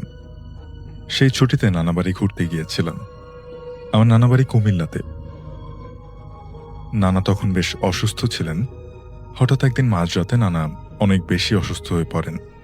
এজন্য সবাই মিলে তাকে হাসপাতালে নিয়ে যায়। নানা যখন এমার্জেন্সিতে ছিলেন, তখন আমরা সবাই সামনের ওয়েটিং রুমে বসেছিলাম। রাত তখন প্রায় 2টোর কাছাকাছি। হসপিটালের 2-1জন স্টাফ ছাড়া কোনো মানুষ নেই। নানি সহ আমরা সবাই খুব কান্নাকাটি করছিলাম। নানা আমাকে অনেক আদর করতেন ছোটবেলা থেকেই। আমার প্রচন্ড রকম খারাপ লাগছিল। এজন্য ওয়েটিং রুমের এক কোনায় একা একা বসে কাঁদছিলাম। কাঁদতে কাঁদতে কখন ঘুমিয়ে গেছি সেটা জানি না। হঠাৎ আমার ঘুম ভেঙে গেল। চোখ খুলে তাকাতেই দেখি পুরো ওয়েটিং রুম খালি। নানি, মামা, খালা কেউ নেই সেখানে। ঘাড় ঘুরিয়ে পাশে ফিরে তাকাতেই দেখি আমার পাশে অনেক লম্বা কেউ একজন বসে আছে। পুরো শরীর উজ্জ্বল সাদা পোশাকে ঢাকা। তার মুখের দিকে তাকালাম। সেই চেহারার বর্ণনা আমার পক্ষে দেওয়া সম্ভব না শাফিন ভাই। যেন কোনো আলোক স্ফুলিঙ্গ বের হচ্ছে সেই চেহারা থেকে। তার মুখটা আমার দিকে ঝুঁকিয়ে আমাকে বলল, ওর সময় হয়নি, কিছু হবে না, সব ঠিক হয়ে যাবে। আমি কিছু বলতে পারলাম না। হতভম্বের মতো আমি চুপচাপ তাকিয়ে রইলাম তার মুখের দিকে। হঠাৎ একটা শব্দ শুনে অন্যদিকে তাকাতেই দেখি আমার নানি, খালা, মামা সবাই সেখানে বসে আছে। ডাক্তার দরজা খুলে বাইরে এসেছেন। আমি দৌড়ে গেলাম সেদিকে। ডাক্তার জানালেন যে আপাতত উনি ভালো আছেন, ভয়ের কিচ্ছু নেই। এই কথা শুনে আমি সাথে সাথে একটু আগে যেখানে বসেছিলাম সেখানে তাকাতেই দেখি কেউ নেই সেখানে। পুরো রুমের কোথাও কেউ নেই। শাফিন ভাইয়া, ওই রুম থেকে ওইটুকু সময়ের মধ্যে বেরিয়ে যাওয়া সম্ভব না, কেননা গেট লাগানো ছিল। আমি কিছু বুঝে উঠতে পারলাম না। কে ছিল লোকটা তাও জানি না। সেটাতে আমি নানি, মামা বাড়ি ফিরে আসি। পরদিন সকাল 11টার দিকে আবারও হসপিটালে যাই। গতরাতে দেখা ওই লোকটার কথা আমার মাথায় ঘুরপাক খাচ্ছিল বারবার। নানা এখন কিছুটা সুস্থ আছেন দেখে আমি হসপিটালটা একটু ঘুরে দেখলাম। কোথাও তেমন কাউকে দেখলাম না, অর্থাৎ ওই লোকটার মতো কাউকে দেখলাম না। দুপুরে বাড়ি ফিরে এলাম। বিকেলবেলা মামা বললেন আমার খালা আমাকে তার সাথে হসপিটালে থাকার জন্য বলেছে। আমি রাজি হয়ে গেলাম। মামা আমাকে সন্ধ্যার সময় হসপিটালে নিয়ে গেলেন। রাতে খাওয়া দাওয়া সেরে আমি আর খালা করিডোরে দাঁড়িয়ে কথা বলছিলাম। রাত তখন 11টা। হঠাৎ নিচে অনেক চিৎকার চেঁচামেচির শব্দ শুনলাম। এগিয়ে গিয়ে দেখলাম একজন অ্যাক্সিডেন্টের রোগী এসেছেন। খুবই খারাপ অবস্থা, রক্তে পুরো শরীর মাখামাখি। আমি আর খালা একপাশে দাঁড়িয়ে রইলাম। ডাক্তাররা তাকে ওটিতে নিয়ে গেলেন। আমরা উপরে চলে আসব, ঠিক এমন সময়ে আমি দেখলাম গত রাতে দেখা সেই লম্বা লোকটা খুব দ্রুত বেগে যেন হাওয়ায় ভেসে ভেতরের দিকে গেল, অর্থাৎ ওটির ভেতরের দিকে গেল। আমি চিৎকার করলে খালাকে বললাম যে খালা। খালা বলল কি? আমি বললাম ওই লম্বা লোকটাকে। খালা বলল কোন লম্বা লোকটা? খালা কিছুই দেখেনি। আমি বললাম খালা আমি আর এখানে থাকবো না, উপরে চলেন। খালা আর আমি উপরে চলে আসলাম। নানার কাছে গেছি, এমন সময় নিচে আবার চিৎকারের আওয়াজ শুনলাম। খালা বলল তুই থাক, আমি নিচে গিয়ে দেখে আসি। 2 মিনিট পরেই খালা ব্যাক আসলো। যে লোকটার অ্যাক্সিডেন্ট হয়েছিল সেই লোকটা মারা গেছে। আমার গলা কিছুটা শুকিয়ে গেল। শাফিন ভাই, আমি জানি না আমি কি দেখেছিলাম, তবে আমার অন্তর জানে আমি কিছু একটা দেখেছিলাম। জানি না সেটা কি ছিল। বিষয়টাকে ব্যাখ্যা করতে গিয়ে যা আবিষ্কার করেছি সেটা শুনলে মানুষ পাগল বলবে, তবে ওই জিনিসটাকে আমি আরো একবার দেখেছিলাম। ম্যাট্রিক পরীক্ষার সময়ের কথা। একদিন পরীক্ষা শেষে আমি বাড়ি ফেরার জন্য বাস স্ট্যান্ডে দাঁড়িয়েছিলাম। অনেক মানুষ ছিল বাজারে। আমি রাস্তার উল্টো পাশে একটা দোকানের দিকে তাকিয়েছিলাম। হঠাৎ আমার বুকের ভেতরটা ধক করে উঠল। মনে হলো যেন আমার বুকের মধ্যে কেউ আঘাত করল। আমার চোখ চলে গেল সেই দোকানের পাশে দাঁড়িয়ে থাকা সেই লোকটার দিকে। অদ্ভুত এক রঙের কাপড় দিয়ে ঢাকা তার শরীর, বিদ্যুতের মতো উজ্জ্বল তার চেহারা। আমার সাথে চোখাচোখি হতেই এক অদ্ভুত দৃষ্টিভঙ্গি করল। আমি তখনও যেন একটা ঘোরের মধ্যে আছি। তার ঠিক সামনেই রাস্তার একেবারে কিনার ঘেঁষে দাঁড়িয়ে একজন লোক ফোনে কথা বলছিল।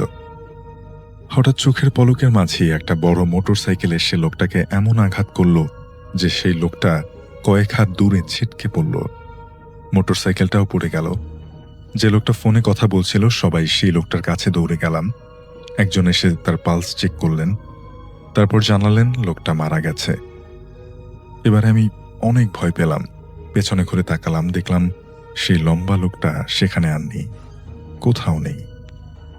এরপর আর কখনো আমি তাকে দেখিনি। সত্যি বলতে এরপর আর কখনো সরাসরি কোনো মৃত্যু আমি দেখিনি। জানি না সে কি ছিল। আপনি যদি এর কোনো ব্যাখ্যা করতে পারেন তবে জানাবেন প্লিজ। আসসালামু আলাইকুম রাসেল ভাই, আশা করছি আপনি ভালো আছেন। তো রাসেল ভাই, আজকে আমি আপনার সঙ্গে যেই ঘটনাটি শেয়ার করছি, এই ঘটনাটা আজ থেকে ৫-৭ বছর আগের ঘটনা আর কি। যখন করোনার সময় ছিল সেই সময়কার একটা ঘটনা। এই ঘটনাটা আসলে আমি আমার বড় ভাইয়ের মুখ থেকে শুনেছিলাম। তো রাসেল ভাই, ঘটনাটা এই যে কুরবানি ঈদ যে সামনে চলতেছে, এই কুরবানি ঈদের আগ মুহূর্তের একটা ঘটনা। তো রাসেল ভাই, ২০২০ বা ২১ সালে কি হয়েছিল সেটা আমরা সবাই জানি। করোনার মধ্যে কেউ বাড়ি আসতে পারতেছিল না। সবাই একদম নিজেদের বাড়ির মধ্যে তালাবদ্ধ অবস্থায় একটা থাকার অবস্থা তৈরি হয়েছিল। তো সেই সময় ঢাকা থেকে আমার বড় ভাই বাড়ি আসার জন্য মানে ঢাকা থেকে বের হয়ে গেছে। তো রাসেল ভাই, সাধারণত দিনের বেলা একটু পুলিশ বা যেটাই হোক না কেন, দিনের বেলায় একটু সবার বের হওয়াটা ইতস্তবোধই ছিল। তো আমার বড় ভাইয়ের বাড়ি আসাটা খুব বেশি প্রয়োজন ছিল। এজন্য ওই একটু বুদ্ধি করে রাত্রের বেলায় বের হয়। রাত্রের বেলায় বের হয় বলতে ঢাকা থেকে ওই আর কি রাত ৮টার দিকে বের হয়, এবং তখন কিন্তু সরাসরি ওই ঢাকা থেকে গ্রামে আসার মতো সেরকম কোনো বাস ছিল না। তো আমার বড় ভাই বুদ্ধি করে সে আর কি একটা প্ল্যান শুরু করে দেয় যে ঢাকা থেকে প্রথমে সে যমুনা পাড়ে আসবে, তারপর যমুনা নদী থেকে, তারপর এদিকে সিরাজগঞ্জ, তারপর এরকম করে মানে এক জায়গা থেকে আরেক জায়গা ভিন্ন ভিন্ন জায়গায় মানে ভেঙে ভেঙে আসবে আর কি। তো সে যখন আর কি মানে কি বলে সান্তাহার থেকে বগুড়ার দিকে আসতেছে, ঠিক এই জায়গাটার মধ্যে তার সাথে একটা ভয়ানক রকমের ঘটনা ঘটে যায়। যেই ঘটনাটি বলার সময় আমার বড় ভাই কাঁপতেছিল রীতিমতন, আমি যেটা দেখেছি আর কি। তো রাসেল ভাই, আমার বড় ভাই যখন আর কি সান্তাহার আসছে, সান্তাহার আসার পর এখানে দেখেন যে একদমই মানুষ নেই। মানে এমনিতে করোনাকাল, সবাই ঘরের ভিতরে, তার উপর ২-১ যে রিকশাওয়ালা বা ২-১ মানুষ যে দেখা যাবে, ঠিক সেটাও দেখা যাচ্ছে না। তো আমার বড় ভাই অনেক বেশি মানে ডিপ্রেশনে পড়ে যায় যে আসলে এখন তাহলে আমি বাড়ি যাব কিভাবে এত রাত্রের বেলা, এবং কালকে সকালে হলে আবার কোন বিপদ আসে, কি হয় না হয়, সবকিছু মিলিয়ে সে খুব টেনশনে আর কি আছে। তো টেনশনে থাকার পর সে আর কি একটা জায়গায় বসে একটু রেস্ট নিচ্ছে। তো এমন একটা জায়গা, এমন একটা নিরিবিলি জায়গা যে আশেপাশে আসলে তেমন কোনো দোকানপাট নেই। মানে রাস্তার সাইডে এলাকার মানুষ আর কি বসে থাকার জন্য এমনিতে একটা টং জাতীয় জিনিস বানিয়ে রাখছে। তা আমার বড় ভাই সেটা দেখে সেখানেই আর কি বসে পড়ে। তো বসে থাকার পর সে আসলে মানে এত বেশি ডিপ্রেশনে পড়ে গেছে যে তার শরীর খুব ক্লান্ত থাকে, এবং সে ওখানে থাকার পর হঠাৎ করে সে সেখানেই তার ব্যাগ তারপরে তার যে জিনিসপত্রগুলো ঢাকা থেকে বাড়ি নিয়ে আসতেছে সেগুলো রেখেই ওখানেই ঘুমিয়ে যায়। তো যখন ওই ঘুমিয়ে যাওয়ার কিছুক্ষণ পর, ঠিক কতক্ষণ পর সেটা সে জানে না, একজন নাইট গার্ড এসে, মানে ওই এলাকার আরকি বাজারের নাইট গার্ড, উনি এসে আমার বড় ভাইকে ডেকে দেয় এবং বলে যে, "বাবা, এখানে যে ঘুমাইছো, এখানে তো ঘুমানো তো ঠিক না। এই রাস্তাটা বা এই জায়গাটা ভালো না। তুমি তাড়াতাড়ি এখান থেকে চলে যাও।" তো রাসেল ভাই, আমার বড় ভাই আরকি উনাকে কোনো কিছু না বলে উনি বলল যে, "আচ্ছা ঠিক আছে, আমি এখান থেকে তাড়াতাড়ি চলে যাচ্ছি।" একথা বলে ওই যে নাইট গার্ডটা ছিল উনি আবার পিছন দিকে ফিরে যান আরকি। উনার শেষ ডিউটি হয়তো এই পর্যন্ত ছিল। তারপর আমার বড় ভাই সে আবারও মানে খোঁজা শুরু করলো কোনো গাড়ি পাওয়া যায় কিনা, কোনো পাওয়া যায় কিনা। তো সে কিছুদূর যাওয়ার পর হঠাৎ করে সে দেখতে পারল তার সামনের রাস্তার সাইডে একটা সাদা কাপড়ে মোড়া কিছু একটা পড়ে আছে। তো এটা দেখার পর আমার বড় ভাই খুবই বেশি অবাক হয়ে যায় যে, "কি রে বাবারে! রাস্তার মধ্যে হঠাৎ করে সাদা কাপড় দিয়ে মোড়া এরকম কি?" আর রাসেল ভাই, সবথেকে খারাপ যে বিষয়টা সেটা হচ্ছে তখনকার মানুষ মানুষকে কিন্তু ঘৃণা করছিল। মানুষ যদি কেউ এই করোনা রোগে মারা গিয়েছিল তাকে কিন্তু মানুষ স্পর্শ করছিল না। তো আমার ভাই ভাবে যে আসলে এটা কোনো হয়তো লাশ-টাশ কিছু একটা হবে। তো সে সাহস করে একটু আগিয়ে যায়। এগিয়ে গিয়ে দেখেন যে সত্যি সেটা একটা সাদা কাপড়ে মোড়া একটা লাশ। কেউ হয়তো এখানে রেখে গেছে। তো রাসেল ভাই, আপনি বা আমি থাকলে সেখানে আসলে কি করতাম? এই সিচুয়েশন এ আমাদের হয়তো আমার মাথায় এখন নাই। কিন্তু আমার বড় ভাই এই বিষয়টাকে খুব মানে সিম্পল ভাবে হ্যান্ডেল করে মানে নেওয়ার চেষ্টা করে। আমার বড় ভাই ভাবে যে এটা হয়তো কেউ রেখে গেছে, তো এটা দিয়ে আমার কোনো লাভও নাই, কোনো ক্ষতি নাই। আমি আমার মতো চলে যাই। তো রাসেল ভাই, আমার যে বড় ভাই ছিল ওই আরকি ওই লাশটাকে ওভারটেক করে চলে যায়। মানে চলে যায় বলতে চলে যাওয়ার উপক্রম হয়েছে ঠিক তখনই এই যে মানে হঠাৎ একটা দমকা হাওয়া এসে ওই লাশের উপরে যে কাপড়টা ছিল, সেই কাপড়টা মাথার দিক থেকে একটু সরে যায়। মানে মাথার দিক থেকে সরে বুকের এখানে আসে এবং ওই যে লাশটা ছিল সেই লাশটাকে দেখা যায় আরকি, মুখটা দেখা যায়। তো মুখটা দেখে আমার বড় ভাই একদমই অবাক হয়ে যায়। কারণ সে ওই মুখটা দেখে যে কিছুক্ষণ আগে যেই লোকটা মানে তাকে বলছিল যে, "এখান থেকে চলে যাও বা এখানে থাকা ঠিক না, ভয়ানক জায়গা।" সেই লোকটার লাশটাই এটা। এটা দেখার পর আমার বড় ভাই নিজেকে আরকি সামলাতে পারছেন না। আরে যেই মানুষটাকে এখনই দেখলাম যে এদিক দিয়ে গেল, সেই মানুষটাও আবার এখানে, এই সবকিছু তার একদম মাথার উপর দিয়ে গেল সবকিছু আরকি। সে কোনো কিছু মানে ভাবার আগেই মানে আবার দেখতে পারল যে সেই লাশটা তার আশেপাশে নেই। মানে এমন একটা অবস্থা যে হঠাৎ করে আছে আবার হঠাৎ করে নেই। তখন আবার সে বলল যে হয়তো আমার ভ্রম দেখছি, ঘুমে ছিলাম, ঘুম থেকে উঠে হয়তো উল্টাপাল্টা স্বপ্নের মতো দেখছি। তো এটা ভাবার পর সে বিষয়টাকে নরমালি আরো সামনে একটু হাঁটতে শুরু করে। কিন্তু সামনে এবার দেখে যে যেই লোকটাকে ও রাসেল ভাই, আমার বড় ভাই দেখেছে, সেই লোকটা আবার গাছে ফাঁসির মধ্যেও এরকম একটা ঝুলে আছে। এটা দেখার পর আমার বড় ভাই আর নিজেকে কন্ট্রোল করতে পারেনি। সে সেখানেই অজ্ঞান হয়ে যায়। তারপরের ঘটনাটা আমি সেখানকার লোকদের কাছ থেকে শুনেছি। তো পরদিন সকালবেলা যখন আ মন্টু মিয়া নামে একজন ওই বাজারে চায়ের দোকানওয়ালা আছে। তো উনি যখন আসেন তখন উনি দেখতে পারেন যে আমার ভাই এখানে অজ্ঞান অবস্থায় পড়ে আছে এবং তারপর তাকে আরকি জ্ঞান ফেরানো হয়। ডাক্তার, কবিরাজ এনে তার একটু ট্রিটমেন্ট করা হয় এবং সেই জায়গার ওই লোকগুলা তখন আমার বড় ভাইকে এটা বলেছিল যে আসলে এই জায়গায় এমন একটা মর্মান্তিক ঘটনা ঘটেছে যেই ঘটনাটা আমরা চাই না পুনরাবৃত্তি হোক। তখন আ আমার বড় ভাই খুবই তাদের কাছে রিকোয়েস্ট করে আমাকে বলেন যে আসলে কি ঘটনা। তখন ওরা আমার বড় ভাইকে বলে যে আজ থেকে প্রায় ১-১.৫ মাস আগে এই মানে এক বাড়ির এক বৃদ্ধ মানুষ মারা যায়। যেই বৃদ্ধ মানুষটাকে আপনি দেখছেন। ওই বৃদ্ধ মানুষটা যখন আরকি মারা যায় তখন এই যে লাশটা ছিল সেই লাশটাকে আসলে কি করা হবে?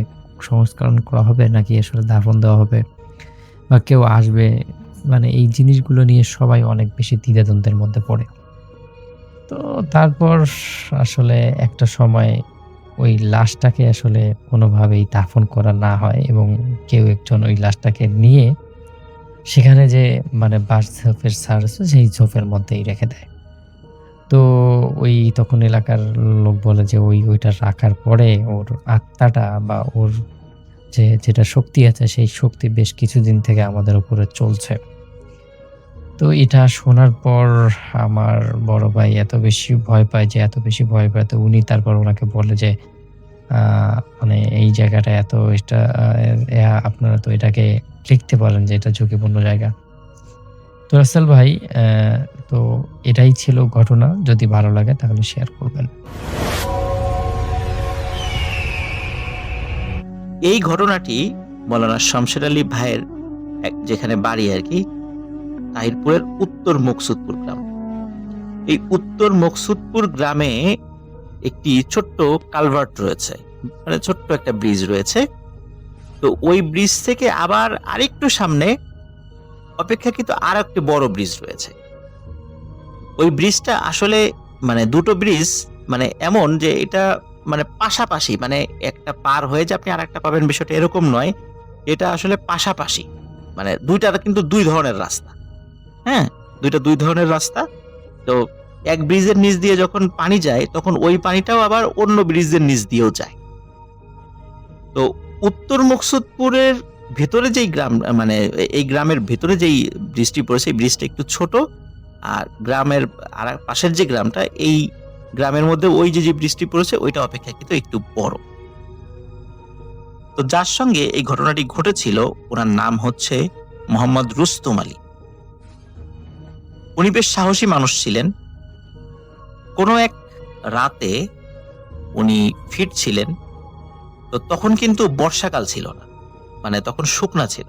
আর শুকনার সময় ওই ব্রিজের নিচ দিয়েই স্বাভাবিকভাবে মানুষজন আসা যাওয়া করতো, ব্রিজের উপর দিয়ে মানুষজনের খুব বেশি দরকার না হলে চলাফেরা করতো না।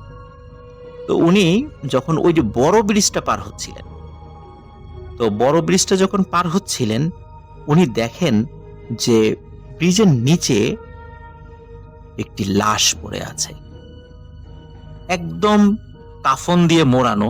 ঠিক একটা লাশকে কবরে নামানোর আগে লাশ খাটিয়া শোয়ানো অবস্থায় আমরা যেরকম দেখি যে পায়ের দিকে বাঁধা, মাথার দিকে বাঁধা, ঠিক একদম সাদা ধবধবে কাপড় পরা অবস্থায় একটি লাশ ওই ব্রিজের নিচে রাখা। তো উনি বেশ সাহসী মানুষ ছিলেন। উনি জানতেন যে রাত্রে চলাফেরার ক্ষেত্রে অনেক ঘটনাই ঘটে। তো এই রুস্তম আলী ভাই উনি ওই লাশের কাছে যান। স্বাভাবিকভাবে আমরা হলে কি করতাম, আমরা যেটা করতাম সেটা হচ্ছে যে ওইখান থেকে আরো দূরে, মানে দৌড়ে ওইখান থেকে পালানোর চেষ্টা করতাম, কোনোভাবেই ওই লাশের কাছে যাওয়ার চেষ্টা করতাম না। তো উনি যে কাজটি করেন, উনি কি করেন, উনি ওই লাশের কাছে যান। উনি চিন্তা করেন যে মাথা তো বাঁধা দেখছি, মাথাটা খুলে দেখি যে লাশটা কার। হতে পারে যে আমার পরিচিত কারো লাশ, কেউ ফেলে গেছে এখানে, বা কোনো পরিচিত ব্যক্তি, কারণ আশেপাশের অনেক গ্রামের মানুষকে তো উনি চিনতেন। উনি যখন লাশের কাছে গেছেন এবং লাশের মাথার দিকের যে গিঁটটি খুলবেন, হঠাৎ উনি দেখেন লাশটি নড়ে উঠেছে এবং নড়াচড়া করছে। এবার কিন্তু উনি ভয় পান যে কি ব্যাপার, লাশ নড়ে কেন। উনি ভয় পেয়ে দৌড়ে ব্রিজের উপরে উঠে যান। তো ব্রিজের উপরে উঠে নিচের দিকে তাকান। উনি কিন্তু সাহসী মানুষ ছিলেন, উনি যে উঠে পালাবেন বিষয়টা এরকম নয়, উনি সাহসী মানুষ ছিলেন। উনি উপরে উঠে দেখেন যে লাশটি কি করে। উনি দেখেন লাশটি উঠে দাঁড়িয়েছে এবং লাশের পায়ের দিকের যেই গিঁট ছিল সেটি খুলে গেছে এবং লাশটি হাঁটা শুরু করেছে উঠে ব্রিজের নিচ দিয়ে এক পাশ থেকে আরেক পাশ যাচ্ছে। তো ব্রিজের যখন এক পাশ থেকে আরেক পাশ যাচ্ছিল, এক পাশ থেকে যখন ঢুকে গেছে, তো উনি আবার চিন্তা করেন যে দেখি লাশটা কি হয়, অপোজিট পাশ দিয়ে কি লাশটা কি বের হয়। তো উনি ব্রিজ আবার আরেক মাথায় গিয়ে দেখছেন যে নিচ দিয়ে লাশটা বের হয় কি। উনি দেখেন যে হ্যাঁ, লাশটি আরেক পাশ দিয়ে বের হয়েছে। বের হয়ে হাঁটতে হাঁটতে পাশে একটি জঙ্গল আছে, এই জঙ্গলের মধ্যে লাশটি ঢুকে যায় এবং অদৃশ্য হয়ে যায়। চাঁদের আলোতে কিন্তু উনি স্পষ্ট দেখতে পেয়েছিলেন। আর ঘটনাটির সময় মোটামুটি 2010-11 সালের দিকের ঘটনা। খুব বেশি দিন বেশি বছর আগের তাও না, 10 বছর আগে এরকমের সময় আর কি। তো ওই দিনও কিন্তু চাঁদের আলো ছিল, আর যেহেতু সাদা ধবধবে কাফনের কাপড় পরা ছিল, এজন্য লাশটিকে উনি আরো স্পষ্টই দেখেছিলেন। যখন দেখলেন যে লাশটি ওই জঙ্গলের মধ্যে চলে গেল, তখন কিন্তু উনি ভয় পেয়েছিলেন। উনি দ্রুত বাড়িতে ফিরে আসেন, ওনার বাড়ি কাছাকাছি ছিল। তো বাড়িতে ফিরে আসেন, ওনার স্ত্রীকে বলেন। তো ওনার স্ত্রী তাকে ওই যে অনেক সময় গ্রামে দেখা যায় যে লোহা গরম পানিতে ডুবিয়ে ওই গরম পানিটা খাইয়ে দেয়া হয়। স্থানীয় ভাষায় বা স্থানীয়ভাবে একটা প্রথা রয়েছে যে এরকম করলে নাকি ভয় কেটে যায়। তো ওই রুস্তম আলী ভাইকে ওনার স্ত্রী ওইভাবে গরম পানি খাইয়ে দেন। তো উনি কিন্তু উনিও অসুস্থ হন নাই, কিছু হয় নাই, বেশ স্বাভাবিক। আর উনি আপনারা একটা বিষয় চিন্তা করেন প্রিয় লিসেনার, সেটা হচ্ছে কতটুকু সাহস হলে একটা মানুষ লাশের কাছে যেতে পারে। লাশটি নড়ে ওঠার পরে তখন উনি ভয় পেয়েছেন, ব্রিজের উপরে গিয়েছেন। আবার দেখেন, যখন ওই লাশটি হাঁটা শুরু করেছে, ব্রিজের নিচ দিয়ে এক পাশ থেকে আরেক পাশে বের হচ্ছে, উনি আবার দেখার জন্য আরেক পাশে গিয়েছেন যে লাশটা বের হয় কিনা বা কোথায় যায়, এটা উনি দেখার চেষ্টা করছেন। স্বাভাবিকভাবে আমরা হলে কি করতাম? আমরা তো ওইখানেই সেন্সলেস হয়ে পড়ে যেতাম। তো যাই হোক, এই ঘটনাটি ওনার স্ত্রীকে বলেন। ঘটনাটি আপাতত দৃষ্টিতে এখানেই শেষ হতে পারত, কিন্তু না, ঘটনাটি এখানেই শেষ হয় না। ঘটনাটির রেশ থেকে যায় আরো একটু। এক রাত্রে উনি বাড়িতে ফিরতে দেরি করছিলেন। তো ওনার স্ত্রী রাত্রে রান্না করার পরে যেই উচ্ছিষ্ট পানি একটি পাত্রের মধ্যে ছিল এবং রান্নার যেই অবশিষ্ট অংশ সেটা ওই পানির মধ্যে দিয়ে উনি যেটি করতেন সেটি হচ্ছে যে ওই বাড়ির যে বেড়া ছিল, ওই বেড়ার মানে বাড়ির পেছন দিকে যে বেড়া ছিল, এই বেড়ার কাছে গিয়ে ওই পানিটা ফেলে দিতেন, মানে ছুঁড়ে ফেলে দিতেন। তো উনি কি করেছেন, ওই পাত্রের মধ্যে ওই এঁটো পানি এবং তরি তরকারির উচ্ছিষ্ট অংশ এগুলো নিয়ে যখনই ফেলতে যাবেন, তখন উনি দেখেন যে একটি লাশ কাফনের কাপড় পরা, মাথার দিকটা বাঁধা, হেঁটে হেঁটে যাচ্ছে ঠিক ওনার বেড়ার পাশ দিয়ে। উনি বুঝতে পারেন ওনার স্বামী যেই লাশটি দেখেছিলেন হয়তোবা এটিই সেই। উনি প্রচন্ড জোরে এক চিৎকার দিয়ে ওইখানেই সেন্সলেস হয়ে পড়েছেন। ঘরের লোকজন তাড়াতাড়ি চলে আসে, ঘরে আরো যারা ছিল তারা এসে ওনাকে উদ্ধার করে। ওনার জ্ঞান ফেরার পরে উনি বলেন যে উনি এইটা দেখেছিলেন। এরপরে এই লাশ রিলেটেড বিষয় ওই রুস্তম আলী ভাই বা ওনার পরিবারের সাথে আর ঘটেনি। এটি ছিল ঘটনা। ঘটনা 4, এই ঘটনাটি মাওলানা শমশের আলী ভাইয়ের নিজের সাথেই ঘটেছিল। ঘটনাটির সময় ছিল 2013 কি 14 সাল, উনি আমাকে যেভাবে বলেছেন। উনার বাড়ি তো উত্তর মুকসুদপুর। তো উনার বাড়ি থেকে উনি যেই মসজিদে ইমামতি করেন, এখনো উনি যেখানে ইমামতি করেন আর কি, তো ওইখান উনার বাড়ি থেকে এই মসজিদের দূরত্ব সর্বোচ্চ 1.5 কিলোমিটার। ওনার বাইসাইকেল আছে, উনি ওই বাইসাইকেলে করে উনি রাতের বেলা মানে খাওয়া দাওয়া করে আবার মসজিদে চলে যেতেন। ভোরবেলা যেহেতু আজান দিতে হবে, উনি মুয়াজ্জিন, উনি খাদেম, উনি ইমাম। তো উনি মসজিদের পাশেই থাকা একটা ওনার কামরা ছিল বা কক্ষ ছিল, তো উনি সেখানে রাত্রে থাকতেন। তো এশার নামাজ পড়ে উনি বাড়িতে যেতেন, খাওয়া দাওয়া করে আবার ফিরে আসতেন। কখনো কখনো ওনার দেরি হয়ে যেত। উনি আবার একটা মাদ্রাসায়ও শিক্ষকতা করতেন।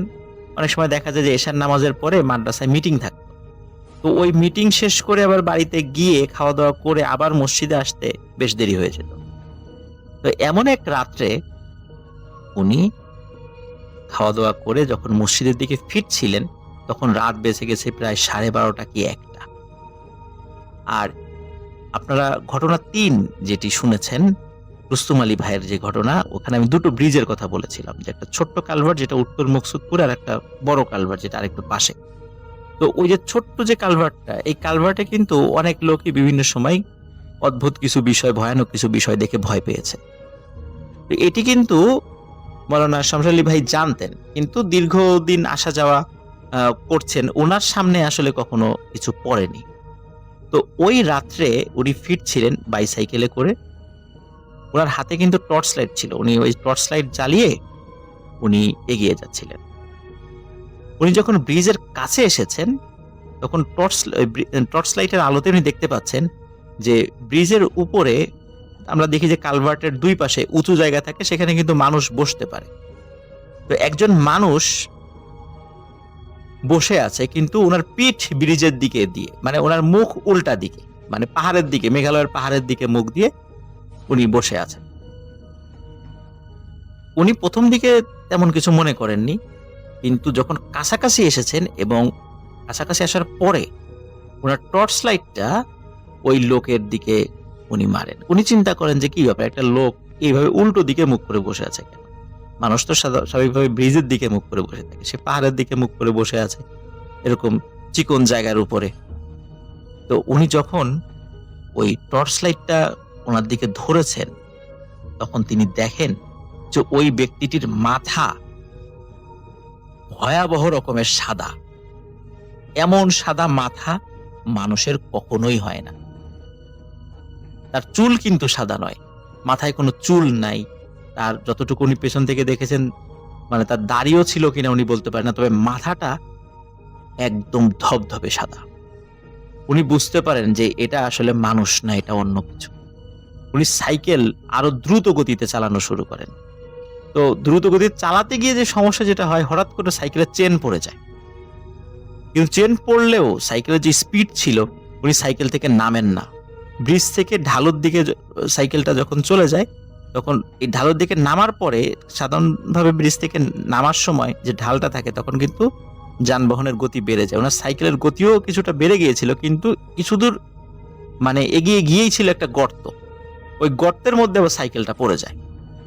তো উনি যখন মানে ওই লোকটাকে পাস করে ব্রিজ থেকে নেমে যাচ্ছেন এবং গর্তের মধ্যে সাইকেলটা পড়ে গেলেও কিন্তু মানে উনি সাইকেল থেকে পড়ে যাননি, ওই মানে গতির কারণে সাইকেলটা আবার গর্ত থেকে উপরে উঠে যায়। কিন্তু সাইকেলের চেন কিন্তু পড়ে গেছে, উনি কিন্তু প্যাডেল মারতে পারছেন না, সাইকেলটা এগিয়ে নিতে পারছেন না। হঠাৎ পেছন থেকে একটা আওয়াজ আসে, হুজুর জানগা। উনি স্পষ্টভাবে শোনেন যে ওই লোকটা বলছে যে হুজুর আপনি কি চলে যান, মানে স্থানীয় শব্দে উনি বলছেন যে হুজুর জানগা। উনার তো আর উত্তর দেওয়ার মতো অবকাশ নাই, উনি এমন ভয় পেয়েছেন যে সাইকেল উনি হাতে ধরে নিয়ে দৌড়। তবে কিছুটা পথ যাওয়ার পরে পেছন দিকে তাকিয়েছেন, পেছন দিকে তাকিয়ে দেখেন ওখানে কেউ নেই। ওই রাতে উনি এটা দেখে খুব ভয় পেয়েছিলেন, যদিও এটি একটি ছোট্ট ঘটনা। তো উনি এটা শেয়ার করেছেন। আর এই ঘটনাটা ছাড়াও উনি তো আরো 3টা ঘটনা আমাদেরকে মানে আমাকে উনি শেয়ার করেছিলেন। এই টোটাল 4টি ঘটনা একসাথে আমি আপনাদের সামনে উপস্থাপন করলাম। জানি না কেমন লেগেছে, আশা করি আপনাদের ভালো লেগেছে। সবাই ভালো থাকবেন, সুস্থ থাকবেন। আর মৌলানা শামসুল আলী ভাইকে আমি বলেছি যে আমাকে আরো ঘটনা কে দিতে হবে, কারণ উনি বলেছেন যে ওনার কাছে আরো ঘটনা আছে। কিন্তু আসলে আমরা তো একটা জায়গায় ত্রাণ দিতে গিয়েছিলাম, তো আসলে ঘটনা ওই অবস্থায় ঘটনা কালেক্ট করার মতো মন মানসিকতা আমাদের আসলে ওনার বলারও মন মানসিকতা ছিল না, আমার কালেক্ট করারও মন মানসিকতা এরকম ছিল না। কিন্তু দীর্ঘ সময় যেহেতু ট্রলারে বসেছিলাম, এর মধ্য দিয়েই আমার ওনার কাছ থেকে ঘটনাগুলো আমি কালেক্ট করেছি। এটা ঢাকার গুলিস্তানের কাছে কোন একটা জায়গায়, এখানেও আমি লোকেশনটা আপনাদের কাছে হাইড করে রাখবো। যদিও তিনি স্পেসিফিকলি জায়গাটার কথা বলেছেন কোথায় এবং কি, এবং আমি যদিও আপনাদের কাছে সেটা শেয়ার করবো না। যাই হোক, গুলিস্তানেরই কোনো একটা জায়গায়, এবং এটি একটি 5তলা ভবনকে ঘিরে কাহিনী, এবং ওই ভবনেই অনেক কিছু ঘটে বা ঘটতো, বা এখন কেউ থাকছে না, ওটা নাকি বেশ পরিত্যক্ত অবস্থায় আছে এখন, এবং মানে এমনই অবস্থা হয়ে গেছে ওখানে কেউ থাকতে পারে না, এরকম একটা অবস্থা। এবং ওই ওই ওই বিল্ডিং এ নাকি অনেক রকমের অনেক কিছুই ভৌতিক কাহিনী হয়, এবং অনেকেই শোনে, অনেকে দেখে, অনেকে ফিল করে, এবং অনেকে এটার দ্বারা ক্ষতিগ্রস্ত হয়েছেন। তো এরকমই একটা কাহিনী অনিরুদ্ধ সরকার অর্ণব তিনি আমার সাথে শেয়ার করেছেন, এবং এটা তার ফার্স্ট হ্যান্ড একটি লাইফের এক্সপিরিয়েন্স, এবং তার খুব ছোট বয়সের কাহিনী, তিনি যখন স্কুলে পড়তেন সেই সময়টা। তো যাই হোক, আমি কাহিনীতে চলে যাচ্ছি। ব্যাক ইন 96, আই থিঙ্ক 96-97 এরকম একটা সময়ের কথা উনি লিখেছেন। তখন উনি স্কুলে পড়তেন এবং উনার বাবা মা চাকরি করতেন, অফিসে চলে যেতেন এবং তাকে বাসায় থাকতে হতো। তো বাসায় থাকতে হতো, ওনার বাবা মা তাকে বাসার থেকে, বাসার অ্যাপার্টমেন্টের দরজাটা বন্ধ করে দিয়ে যেতেন বাইরে থেকে, যাতে উনি বাইরে না যান। তো ওই বিল্ডিং সম্বন্ধে এমনি কিছু কথা প্রচলিত ছিল, মানুষ ভয় পেত বিল্ডিংটাতে, বিভিন্ন রকমের ভয় পেত। তো তারপরও এটাকে অনেকেই কেয়ার করতো না, ভৌতিক ব্যাপারগুলোকে অনেকেই ইগনোর করে যায়। তো যেদিনকার ঘটনা বলছি, সেদিন বারান্দায় দাঁড়িয়ে এই অর্ণব কথা বলছিল। তার তিনি ছিলেন মনে হয় 5 তলায়, আর 3 তলাতে তার বন্ধু থাকতো যার নাম রিফাত। আমি জানি না নামটা ছদ্মনাম কিনা, ছদ্মনাম হওয়াই ভালো। তো যাই হোক, তিনি কথা বলছিলেন তার বন্ধু রিফাতের সাথে, দুইজনই বারান্দায় দাঁড়িয়ে। এমন ভাবে কথা বলা যেত যে দুইজন কথা বললে দুজনকে দেখতেও পেত। তো মানে বেশ দেখা যেত, দুজনে বারান্দায় দেখা যেত। তো কথা বলছে, দেখছে এবং তারা বিভিন্ন আলাপ করছে। দেখা যাচ্ছে কিশোরদের যে ব্যাপারগুলো থাকে নিজেদের ভেতরে, আলোচনা, গল্প। তো এরকম আলোচনা যখন করতে করতে হঠাৎ করে নিচের যে থাকে রিফাত, সে তাকে বলে যে, এই দেখছো এখানে, তোমার এখানে যে একটা ময়না পাখি। এবং ময়না পাখি তো দেখে না রিফাত। অর্ণব ট্রাই করে দেখতে, কি খেয়াল করে দেখে ঠিক তার ফ্লোর এবং রিফাতের ফ্লোরের মাঝামাঝি একটা জায়গা, একটা তারের উপরে মনে হয় বসে আছে। তার কাছে দেখে মনে হচ্ছে একটা কাক। তো সে বলে যে এটা তো ময়না পাখি তো না, এটা কাক। তো রিফাত বলে যে না না, এটা ময়না। তো রিফাত যেটা করে, সে আস্তে আস্তে গ্রিল বেয়ার উপর দিকে উঠে যে সামনে দিয়ে হাত বাড়িয়ে দেয় সে ময়নার দিকে এবং ডাকতে থাকে তাকে। তো অর্ণব কিন্তু দেখছে যে এটা একটা কাক, কারণ কোনো শব্দও করছে না এবং তার কাছে বেশ বড় একটা কাক মনে হচ্ছে। তো ও খেয়াল করে উপর থেকে যে সেই পাখিটা রিফাতের দিকে তাকিয়ে আছে, অনেকক্ষণ এক দৃষ্টিতে তাকিয়ে আছে। রিফাত হাত নাড়লে মানুষ অনেক সময় পাখি যেটা করে উড়ে যায় অথবা ডেকে ওঠে বা একটু আশেপাশে চলে যায়, মানে তার স্বভাবজাত কাজ করে। কাকও কিন্তু কাকা করতে থাকে। তো এই পাখিটা কোনো শব্দই করছে না, সে চুপচাপ বসে তাকিয়ে আছে রিফাতের দিকে। এবং হঠাৎ করে সে দেখে পাখিটা উড়াল দিল এবং পাখিটা জাস্ট রিফাত এম করে যেমন উড়াল দিল, যেমন করে কোনো শিকারী পাখি একটা ছো দেয় কোনো কিছুকে, সেরকম। কিন্তু ঠিক পাখিটা রিফাতের কাছাকাছি আসতে হঠাৎ করে বাতাসে মিলিয়ে গেল এবং সে তখনই শব্দ পেল, নিচে দেখলো যে রিফাত পড়ে গেছে গ্রিল থেকে, ধাম করে পড়েছে এবং পড়ে নিচে মানে তার ফ্লোরে, বারান্দার ফ্লোরে পড়েছে এবং তার গায়ের উপরে তার পাশে যে অ্যাকুয়ারিয়াম ছিল, অ্যাকুয়ারিয়ামটা ভেঙে তার গায়ে পড়ে এবং নিমিষে ঘটে গেছে ব্যাপারটা। এবং এক নিমিষে সে দেখলো যে সেই অ্যাকুয়ারিয়াম ভাঙা, অ্যাকুয়ারিয়ামের পানি তার গায়ে, কাচের গুঁড়ো তার গায়ে এবং মাথা ফেটে রক্ত বেরোচ্ছে রিফাতের এবং রক্তে এবং পানিতে মাখামাখি এবং মাছ ছটফট করছে ফ্লোরে, মানে একটা বিতিকিচ্ছিরি অবস্থা। এবং উপর থেকে অর্ণব তো পুরোপুরি হয়ে যায়, সে বাকরুদ্ধ হয়ে যায় এবং সে কিছু বলারও থাকে না, কারণ সে বাসায় এক। তো এই যে পড়ার যে শব্দ জোরে, এটাতে রিফাতের মা দৌড় দিয়ে আসে ভেতর থেকে। তিনি তখন নাকি প্রেগনেন্ট ছিলেন, 7 মাসের প্রেগনেন্ট। তো তিনি অস্থির হয়ে যান, কি করবেন বলতে পারেন না।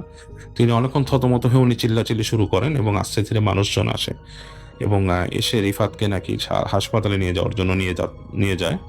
তো উপর থেকে অর্ণব দেখছে যে রিফাতকে নিয়ে যাচ্ছে। সে বলছে যে আমি এই দৃশ্যটা এখনো ভুলতে পারি না। আমি তাকিয়ে দেখলাম যে রিফাতকে নিয়ে যাচ্ছে, তার আধবোজা চোখ আধবোজা হয়ে আছে, মানে পুরো বোঝে না, মানে অল্প একটু তাকিয়ে আছে চোখটা, আধবোজা চোখ এবং সে উপর দিকে তাকিয়ে আছে। তো অর্ণব উপর থেকে অনেক চিৎকার করে রিফাত রিফাত বলে, কিন্তু সেই রিফাত তাকায় না তার দিকে। তো এরকম একটা সিচুয়েশন হওয়ার পরে অর্ণবের মা আসে অফিস থেকে, আসার পরে সে বলে যে এরকম একটা অ্যাক্সিডেন্ট হয়েছে বাসায়। তার বাবা মা শুনে খুবই লাগে এবং অর্ণব কিন্তু তার মাকে পাখির কথা বলেনি তখনও। তো যেটা হয়, পরদিন তার মা অর্ণবকে রেখে এরকম অফিসে যায় এবং তিনি দেখা লাঞ্চের ব্রেকে আসছেন এবং এরকম সময় অর্ণবকে তিনি বলেন, যাও তুমি গোসল করে আসো। তো অর্ণব গোসলের জন্য যেতে যায়, তার হাতে সে চাউল নিয়ে যখন যাচ্ছে ঠিক গোসলখানার কাছে, এই সময় ছাদের ওপর থেকে একটা বেশ বড় সিমেন্টের টুকরা ঠাস করে তার সামনে খসে পড়ে এবং পড়ে ভেঙে টুকরো টুকরো চারিদিকে ছিটকায় যায় এবং মানে বেশ বড় ছিল টুকরাটা। এবং সে চিৎকার করে ওঠে এবং সে চিৎকার শুনে তার মা চলে আসে, এসে তার আম্মা তো হতভম্ব। ছাদের উপর থেকে একটা বড় টুকরা খসে পড়েছে সেখানে। এবং অর্ণব নাকি তখন তার কানে শুনেছে, যে মনে হলো তার কানের কাছে ফিসফিস করে কেউ বললো যে একটু হলে বেঁচে গেলি, এরকম। তো excuse me, এই ঘটনাটা ঘটার অবশ্য আগে একটা ছোট্ট কাহিনী ঘটেছে, যেটা আমি আসলে বলতে ভুলে গিয়েছিলাম। সেটা হচ্ছে, ওই দিন অর্ণব কিন্তু সকালবেলা দাঁড়িয়েছিল বারান্দায়, এবং সে দেখেছে যে ওইখানে সেই তারের উপর সেই পাখিটা, সেই কাকের মতো পাখিটা বসে আছে। অর্ণব যখন তাকিয়েছিল, ওই পাখিটা এক দৃষ্টিতে অর্ণবের দিকেও তাকিয়েছিল, এবং অর্ণব তাতে ভয় পেয়ে যায় এবং ভয় পেয়ে ঘরে ঢোকে। এবং তার একটু পরে কিন্তু তার আম্মু এসে তাকে বলে যে এরকম যেতে গোসল করতে। তো তার কানের কাছে সে শুনে, স্পষ্ট শুনে যে তাকে কেউ বলে যে তুই বেঁচে গেলি। তো এরকম শুনে অর্ণব বেশ ভয় ভয় থাকে, এবং সে তার মাকে সব বলে যে এরকম এরকম ব্যাপার, এরকম পাখির ঘটনাটা বলে এবং সবকিছু। তো তার মা শুনে বেশ যে ব্যাপারটাতে বেশ হয়ে যায়, মানে মানে অস্বস্তিতে পড়ে, এবং ছেলেকে বলে যে তুমি এরকম বাইরে যাবা না, এরকম বারান্দাও যাওয়ার দরকার নেই। তাকে দোয়া টোয়া পড়ে দেয় এবং বলে বাবা তুমি এরকম যেও না। এবং সে রিফাতের কাহিনী যেটা হয়েছে এর মধ্যে, রিফাতকে ডাক্তাররা বলে যে রিফাতের পরে ব্রেন হ্যামারেজ হয়েছে এবং সে কোমায় চলে গেছে। তার সে তখন এত দ্রুত সুস্থ হবে না, তার হুঁশ আসছে না। তো এই অবস্থায় রিফাতকে কয়েকদিন পরে বাসায় নিয়ে আসা হয়, এবং অর্ণবকে তার মা খুব সাবধানে থাকতে বলে বাসায়। তো এরকম করে সময় পার হয়ে যায় থাকে। রিফাত কিন্তু তার 1 মাসও তার নর্মাল সে যে স্টেটে ফিরে আসেন। তো আমার মনে হয় ও লিখেছিল যে 1 মাস বা 2 মাস পরে আসতে ধীরে সে একটা নর্মাল মানে কি তাকায়, বাট সে মানে একটা সাধারণ মানুষের মতো আর হয় না। সে কেমন করে তাকিয়ে থাকে অটিস্টিকের মতো, এরকম একটা অবস্থায় সে আসে। তো এর মধ্যে রিফাতের বোন হয় একটা, এবং সেই বোনটাকে যখন দেখতে যায় অর্ণবরা, তো অর্ণব নাকি সে বাচ্চাটাকে কোলে নিয়েছিল, কোলে নিয়ে আদর করছে, তখন নাকি তার কানের মধ্যে একটা মনে হয় অটোমেটিকলি কেউ ফিসফিস করে বলে বাঁচবে না। তো তখন সে খুব ভয় পেয়ে যায়, এবং সে তাড়াতাড়ি সেই বাচ্চাটাকে তাড়াতাড়ি তার মার কাছে দিয়ে দেয়। এবং সে চিন্তা করে যেটা আমি কি শুনলাম, এবং কেমন একটা কমিউনিকেশন এটা হচ্ছে। তো এরকম একটা সিচুয়েশন তার কাছে খুবই ভয় লাগে। এবং আম, তার রিফাতের অবস্থা দেখে, রিফাতের যে আস্তে ধীরে এরকম অবনতি দেখতে থেকে, এবং রিফাতদের বাসায় একটা কাজের ছেলে ছিল, সে কাজের ছেলেটা নাকি প্রায় পজেসড হয়ে যেত রাতের বেলা, হঠাৎ করে নাকি পজেসড হয়ে যেত, এবং পজেসড হয়ে সে উদ্ভট ভাবে কথা বলতো, মানে হাত পা বেঁকিয়ে যেত, এবং সে ছুরি কাঁচি যাই পেত নিজেকে কাটতে, এবং সেই রক্ত খাওয়া শুরু করতে, এরকম একটা অবস্থা। তো এবং রিফাতের বাবার সাথে একদিন অর্ণবের মাও আলোচনা করে এই ব্যাপারটা নিয়ে, যে এরকম এরকম কিছু ব্যাপার ঘটেছে। তো রিফাতের বাবা যেটা করে, তিনি তার বিল্ডিংটাকে বন্ধ করে দেন, এবং হুজুর ডেকে এনে বন্ধ করে দেন। এবং তিনি নাকি আরো কি কি করেন যেটা নাকি সে ভালো জানে না অর্ণব, যে তাদের বাসার পেছনে নাকি 7টা ছাগল কেটে কোথায় কি করা হয়, এবং সেটা সম্বন্ধে সে পুরো ডিটেলস কিছুই জানে না, বাট এরকম কিছু একটা করে। তো যাই হোক, ওই ছেলেটা মানে আর কি ঠিক মতো ওই কাজের ছেলেটাকে প্রায় এরকম পজেস হতে থাকে। এবং কাজের ছেলেটা নাকি একবার এরকম মানে দেখা গেছে বটি দিয়ে এরকম ভাবে কোপ দিতে গিয়েছিল, যেটা নাকি রিফাতের লাগতো, কিন্তু অর্ণব ধাক্কা দিয়ে তাকে সরিয়ে দেয়। তো এরকম সিচুয়েশনে তাদের বাসায় তার বাবা, রিফাতের বাবা যেটা করে, একটা হুজুর নিয়ে আসে, একজন হুজুরকে এনে, এবং সে হুজুরের বর্ণনাও দিয়েছে কোত্থেকে এনেছেন, সেটা আমি এখন এখানে বলবো না। তো তাকে নিয়ে এসে বাসার মধ্যে একটা ভালো বা আয়োজন করেন, দোয়ার আয়োজন করেন, এবং বাচ্চাদেরকে ঝাড়েন, এবং বাসাটাকে বন্ধ করেন। এবং এই বন্ধ করার পরে আস্তে ধীরে দেখা যাচ্ছে যে ওই কাজের ছেলের ব্যাপারটা চলে যায়, কিন্তু বাসায় এরকম হতে থাকে। কিন্তু ওই হুজুর নাকি বলেছিল, যে যিনি এসেছিলেন, যে জিনিসটা কিভাবে ঘটেছে, যে আপনার খুব কাছের কোনো রিলেটিভ আপনার পুরো ফ্যামিলিকে এরকম তন্ত্রমন্ত্র করেছে, জাদু করেছে, এবং সেই জাদুটা সম্ভবত আপনার ছেলের উপরেও ছিল, এবং আপনার মেয়ের উপরেও ছিল, আপনার বংশধরের উপরে। এবং লাকিলি তারা বেঁচে গেছে। এবং এই যে কাজের ছেলেটাকে যে পজেস্ট করতে, এই কাজের ছেলের মাধ্যমে ক্ষতি করানোর চেষ্টা করতো আপনার ফ্যামিলিতে। যাই হোক, এইভাবে করেই তাদের আস্তে ধীরে জিনিসটা ঠিক হয়ে যায়, এবং তারা এক সময় ওই বাসা থেকে তারা চলে যায়। রিফাতরা আপনার অর্ণবরা চলে আসে, এবং সেই সময়কার স্মৃতিচারণ করতে যেয়ে অর্ণব ওই বাসার কাহিনীটা শেয়ার করলো। আসসালামু আলাইকুম রাসেল ভাই, আশা করছি আপনি ভালো আছেন। রাসেল ভাই, আজকে আমি আপনাকে যেই ঘটনাটি শেয়ার করছি এটা কোরবানি ঈদের সময়ের একটা ঘটনা। আজ থেকে প্রায় ৫-৭ বছর আগের একটা ঘটনা। তো ঘটনাটি যাকে নিয়ে ঘটে সে হচ্ছে আমার আ মামা। এই মামা হচ্ছে তিনি ছোটবেলা থেকেই ঢাকায় থাকেন। তার ঢাকায় আসলে তার বাড়ি আছে। কিন্তু তার ঈদের সময় ঢাকায় ভালো লাগে না। সে বলে ঈদের সময় তার বাড়িতে আসতে হবে। তো মামার যে পরিবার আছে তারা বলে যে, "ঠিক আছে আমরা এবার এখানে ঈদ করি। তুমি বাড়ি যাও আরকি।" তো তখন মামা কি বলে একাই চলে আসে। কারণ তার বাপ-মা তো এখানে। তো সে আরকি ঠিক আছে বলে যে, "ঠিক আছে তোমরা সবকিছু ঠিকঠাকভাবে থাকো। আমি গ্রামে যাচ্ছি।" তো রাসেল ভাই আমাদের গ্রামটা এত বেশি মানে উম এখনো তখন আরকি এখন একটু ভালো হইছে। তখন এত বেশি আ মানে নির্জন ছিল যে গ্রামের অনেক কয়েকটা বাড়িতে তখন পর্যন্ত কারেন্ট ছিল না। তো এরকম একটা অজপাড়া গ্রামে আরকি উনি আসার জন্য রওনা দিল। তো উনি যখন আসতেছে, আসার পথে উনার গাড়ি যে আছে ট্রাক মানে কি বলে বাস, সেই বাসটা পাংচার হয়ে যায়। তো পাংচার হয়ে যাওয়ার ফলে উনার আসতে অনেক লেট হয়ে যায়। যেই জায়গায় রাত ১২ টার মধ্যে উনার বাড়িতে পৌঁছা কথা সেই জায়গায় উনি রাত ৩টা বাজে আমাদের এলাকার যে একটা লোকাল রাস্তা আছে সেই রাস্তার মধ্যে তাকে নেমে দেওয়া হয়। রাত ৩টা বাজে উনি রাসেল ভাই ১ম এ বলছিলাম যে উনি কিন্তু দীর্ঘদিন থেকে ঢাকা শহরে আছেন। তো উনি গ্রামের ঠিকভাবে সেরকম চেনেন না। ঢাকা শহরে সবাই আলোয় আলোকিত থাকে, সবকিছু চেনা যায়। কিন্তু গ্রামের মধ্যে তো এরকম কিছু নাই। তো তখন উনি কি করেন, উনার হাতে থাকা যে মোবাইল ফোনটা ছিল, সেই মোবাইল ফোনটা বের করে মোবাইলের লাইট জ্বালিয়ে উনি রাস্তা দেখে আসতেছেন। তো রাসেল ভাই তো উনি যখন আসতেছেন আমি বলছি যে দীর্ঘদিন উনি বাড়ি আসেননি। তো উনি বাড়ির রাস্তায় না গিয়ে বাড়ির পাশ দিয়ে আরেকটা রাস্তা গিয়েছে, উনি ওই রাস্তায় যান। আর এই রাস্তাটার শেষ মাথায় একদম শেষ প্রান্তেই কিন্তু একটা কবরস্থান আছে এবং তার পাশে একটা বিশাল বড় বটগাছ আছে। তো রাসেল ভাই উনি যখন আরকি ভুল রাস্তায় চলে গেছে, তো ভুল রাস্তায় চলে যাওয়ার পর উনি যাইতে একদম সেই কবরস্থানের কাছে গিয়ে থেমে যায়। তো উনি বেশ খানিকটা অবাক হয়ে যায়। "কিরে আমি তো বাড়ি যাচ্ছি কিন্তু আমি এখানে চলে আসলাম কিভাবে?" তারপর উনি বলে যে, "আসলে আমার তো এটা ভুল রাস্তা হয়ে গেছে।" তো উনি পিছন ফিরে উনার আবার আগের দিকে আসতে চাচ্ছে। ঠিক তখনই উনাকে কেউ পিছন থেকে বলে, দুই যে, "তুই সঠিক রাস্তায় এসেছিস। এটাই তোর আসল রাস্তা।" এটা শোনার পর উনি এত বেশি ভয় পায় যে উনার আরকি শরীরের মানে স্ট্রাকচারটা চেঞ্জ হয়ে যায়। উনি এত বেশি কাঁপতে থাকে সেখানে উনি আর আ মানে কোনো কথা বলতে পারে না। তারপরও উনি পিছন ফিরে আসলে তাকানোর চেষ্টা করে যে আসলে কে এখানে মজা করতেছে নাকি? তো যখন উনি আরকি পিছন ফিরে তাকালেন তখন দেখলেন যে কেউ নেই। মানে এমন একটা অবস্থা যে হাওয়ার মধ্যে একটা কথা এসেছে তার কাছে এরকম লাগতেছে।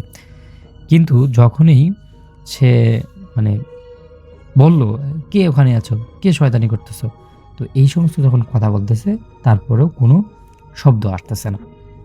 যাই হোক উনি বলল যে, "হয়তো অনেকদিন পর গ্রামে আসছি এইজন্য আমার মনের এইরকম কিছু ভুল ভ্রান্তি হতে পারে।" তো তখন উনি কোনো চিন্তা না করে আবারও উনি সামনের দিকে চলা শুরু করে দেয়।